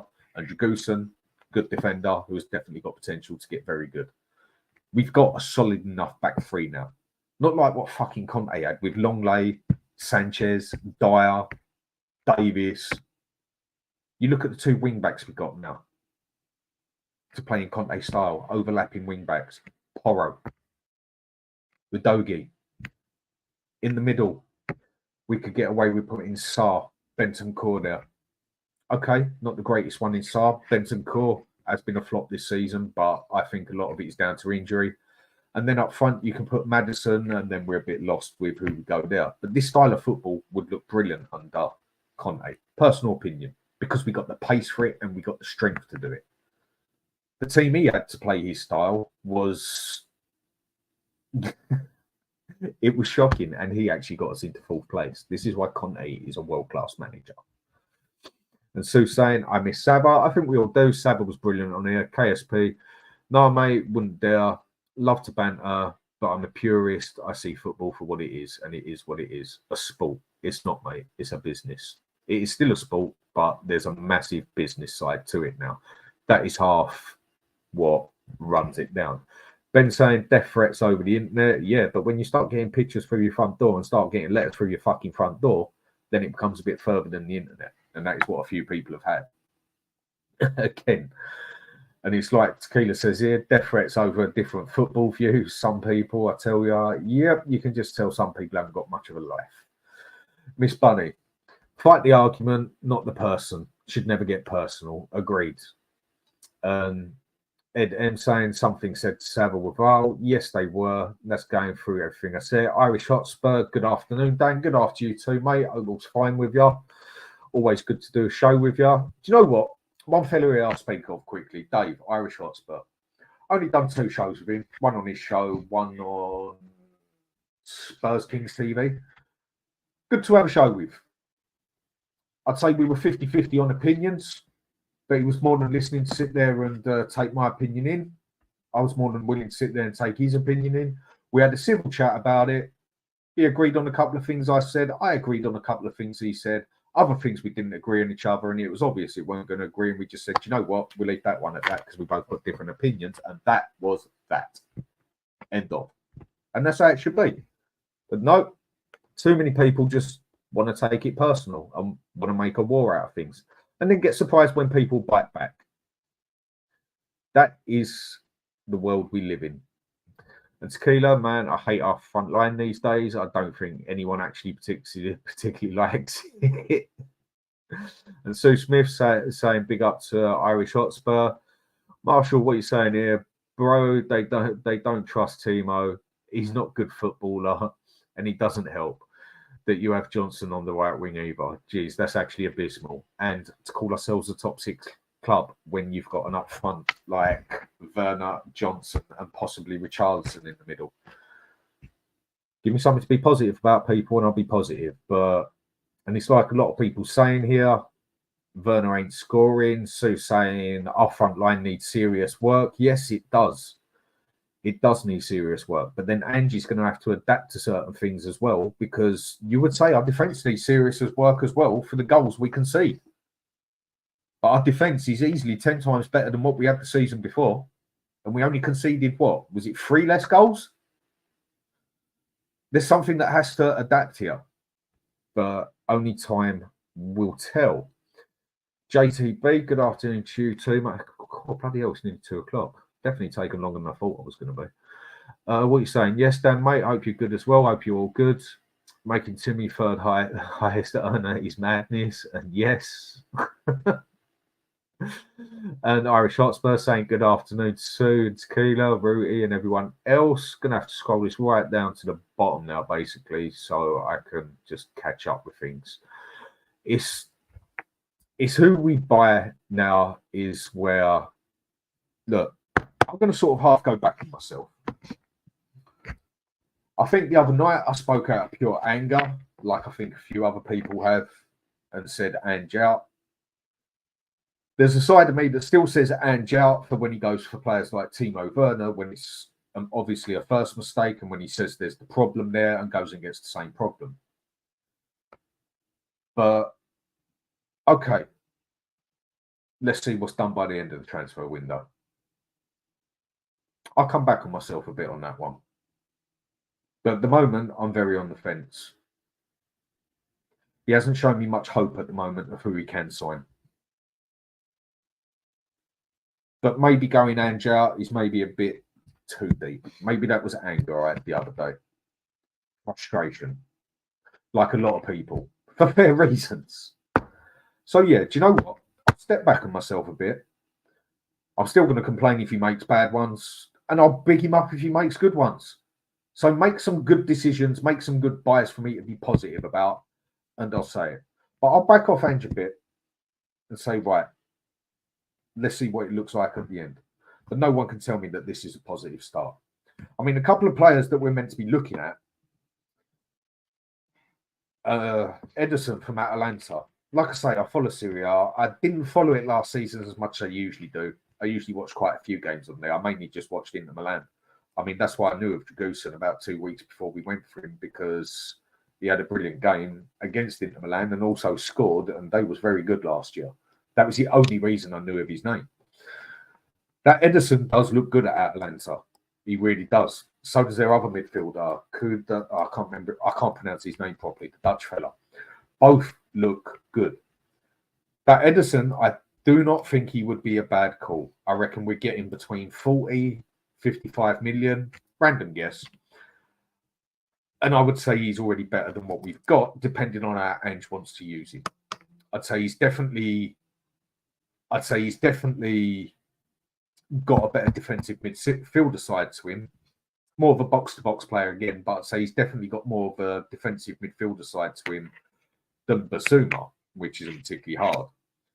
And Benson Kur, I know he played like it for, like I tell everyone, Juventus for about 3 or 4 years, but it was a total different DM style. He was more of a quick ball winner and then played as a deep line playmaker. If we want that out-and-out defensive midfielder or a box-to-box who's going to be more of a defensive midfielder, I think that Ederson would be a very good shout. And I think we'd get him at a good price. I think he would definitely be worth that gamble. Because every player is a gamble. Even when you go and get a world-class player as such, not that we ever do at bloody Spurs, it's still a gamble because you don't know whether they're going to settle down at your club. You don't know how they're going to do. Some take longer than others. Some become better. Some become worse. It goes on and on. But that Ederson, I would say he's definitely worthwhile for what I have seen him play. And Pete, what you're saying here, Dan, the defence is not the problem. Our problem is the forwards and midfield. No, the defence isn't the problem. We got a good defence. The problem with the defence is the manager's style of play. 2 inverted wing-backs with basically 2 defenders sitting back there on their own, pushed nearly up to the halfway line, with someone who covers box-to-box and defensive midfield, who can't defend midfield come love nor money, is a problem that the manager is making, the style of play. The defending on the set pieces, 3rd joint worst in the Premiership for conceding goals from set pieces. 3rd joint worst.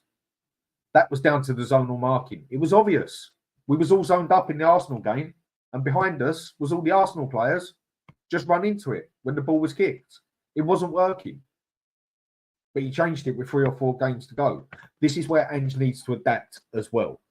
So the defence is part of the problem, the way Ange plays it. And Pete, what you're saying here, mate, give Ange a go. Yes, I have been. And I said it last season. For me, fine, I'll give him till the end of the season. But with that signing of Timo Werner, it's definitely put me more on the other side because it's the same mistake again. But fine, I'm willing to step back and say, let's see how it does on the final transfer. Miss Bunny, what you're saying, let's just say Ange was in control of transfers and he wanted Werner. Wouldn't you sign him or permanent and just don't get back on loan again? If Ange actually wants Werner, then I'm definitely more Ange out because I just can't see what he's going to succeed with getting Werner at the club. It's like I said, he admitted the problems, see the problems, and then re-signed the problem. If Ange walks, then we will know if he wanted Werner or not. Very true. And do you know what? In some ways, Ange walking, it wouldn't be good. But in other ways, could it actually be good for the club as a whole? That Ange walking will show that he did not want those players, basically. And then maybe it would take that for this total split fan base in 7 or 8 ways, 5 ways, whatever it is, to at least 4 of them team up together and turn on Levy. Make that prick sweat proper. But would that even work? Who knows? No, I don't want Ange to go. No, I don't want us to have to start again. That'd be what, Levy's 18th try now? And Miss Bunny, he's too old for permanent signing. And Ben Foster, Dan, no good players are coming in. We shall wait and see. Only time will tell. Again, with getting Timo Werner in, do I have positive in it? No, but only time will tell. Miss Bunny, I would rate Ange for walking, but also would be silly walking away from that sort of money. It's the first big job he's ever had, really. I mean, people can say Celtic or what they want. Celtic is in a very small league compared to the Premier League. It is, like it or lump it. I mean, Wolves can bring in more money than Celtic. Burnley could, some of the teams in the Championship could bring in more money than Celtic. That just about says it all about the league. And Frank, what you're saying here, mate, Dan, good analysis of the club. Yes, need to sign really top players and show intent and instill fear in rivals. Yeah, and I don't see any rivals being scared of Timo Werner, Johnson, and Richarlison or Son up front. I really don't. Because Son, he's easy to deal with if you lay back. Muscle him up a bit. He can't deal with that stuff. And Paul, Ezzy, Tony, but we don't get any players of these quality. Now, you see what? Tony, Ivan Tony, I could see happening. Now, attitude-wise, he's not quite the player I would want to go for. But, like I've said earlier, I think we need some of these players at our club with an attitude on the pitch. They want to win. Ivan Tony, he hasn't played it at a big club yet, but I think he would be significantly better than what we got, and I think he would work well with what we've already got. I think he is significantly better than what we've got. Ivan Tony, I would take. I think his price has gone right down because he's on the last year of the contract. You'd always pay the extra 20% because he's British, English, whatever you want to call it. But I don't think the clubs like Arsenal, Chelsea, Man U, Liverpool and all that are looking at him now. So that puts Aston Villa don't need him. So that puts us in a prime position to go for someone like that. We'll go and bloody get him then. I don't think Tony would be a bad buy. I'd actually be quite, do you know what? Let's see how that one works. I like that one. Same as I would with Eze. The other one I'd love is the one on the left that Palace have got. Elise, again, terrible names, but I'm sure you all know. I mean, he'd be the one I want to go for, but he looks like he's going Man U or even Liverpool by the sounds of it. Boomverse, what you're saying here, the defence will be a problem. They'll be making like a tree and getting the hell out of Spurs, not distance the future. Who could blame them? Yeah. Well, if we don't get our act together, I can see Romero walking soon. And if we don't do something in 2 seasons, someone like Real Madrid or Bayern Munich is going to come in and say, Van der Ven, thank you, I'm having that one. And he will be gone. And Rooty 2, we've been linked with various players as usual, but we always get donkeys as usual. I mean, we had a very good transfer window last summer, overall. Well, I say very good, we had good because we got some quality players out of it. But the joke of it was none of them were our first signing, except for Maddison. The others were actually our second choice. We just landed on our feet quite nicely with them. But then out a lot of the other players we got in, they seem to, I mean, Maddison, for me, was my biggest flop of the season. For the pure reason being that his 10 games were brilliant. We knew how good he was. I'd wanted this player at Spurs for 2 or 3 years and thought, yes, finally got him. He looked brilliant with Basuma. And then after his injury, he just went to shit. Same as Basuma, really. And that's why Maddison, for me, was our biggest flop. Yeah, Basuma was much worse all season overall and that. I get all that. But for me, Maddison was the one that hurt me. Because I know he was what we needed as that playmaker. But then it was even down to the way he was playing at the end. He was coming deeper and deeper. Is that because that's what he was told to do, or is it because that's what he had to do? This is why I don't like the inverted wing-back sort of thing. I think that blocks up the number 10 space too much. When you're a good playmaker, number 10, you don't necessarily play in the number 10 position. Sometimes they put it out on the left wing. They give you somewhere where you've got space, where you're open, where you can see that player that a lot of others don't see and do that pass. When you've got 2 players basically standing either side of you and one in front of you, you're a bit blocked up for your vision. And for me, that don't work to play an out playmaker now. But I'm not a manager, so what would I know? It's just opinion. Like we all know what others say. But last I'm going to put on this before I go, Tony, Romero and Van der Ven, both gone in 18 months. I hope you're totally wrong, but if we don't pull our finger out your ass, mate, I'll make you totally right. And Miss Bunny, I personally never wanted Maddison. He didn't come to us because he wanted us. No, he came to us because his wife wanted London. That was why he came to us. There's my point again. The attraction of London. It does have a big call in the matter. It really does. So I'm going to go. Sorry I couldn't keep up with everyone on the chat. I'm just seeing how hard that is to do. I just thought I'd do a show this morning. I will be doing more again in the future. I know I'm very erratic with them. It just sort of, I get my moment where I think, you know what, I want to rant and talk about Tottenham, so I do it. I will try and make things more consistent. Maybe I'll try and do something that Tottenham needs to do. Consistency. That is one thing we definitely need to see. And let's hope Ange gets it right and gets some good transfers. So I'm going to back off from Ange a bit. I've said Ange out. Maybe I shouldn't have gone that deep. yeah, maybe I was wrong. It was too deep. But at the moment, I haven't got nothing to be positive about. Ange, please give me something to be positive about. And for everyone watching and who's watched, left messages, it's much appreciated. Always good to see regular people on here.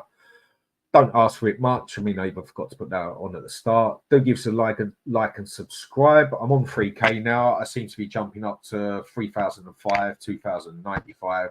When I get a bit higher than that, then I know I am on 3K. But give us a like and subscribe. Be much appreciated. People, 2 o'clock, Saturday afternoon. Go and do what you got to do. Go chill out. Go have a beer or just do the rest of what you got to do. Have a good day, people. Take care, everyone.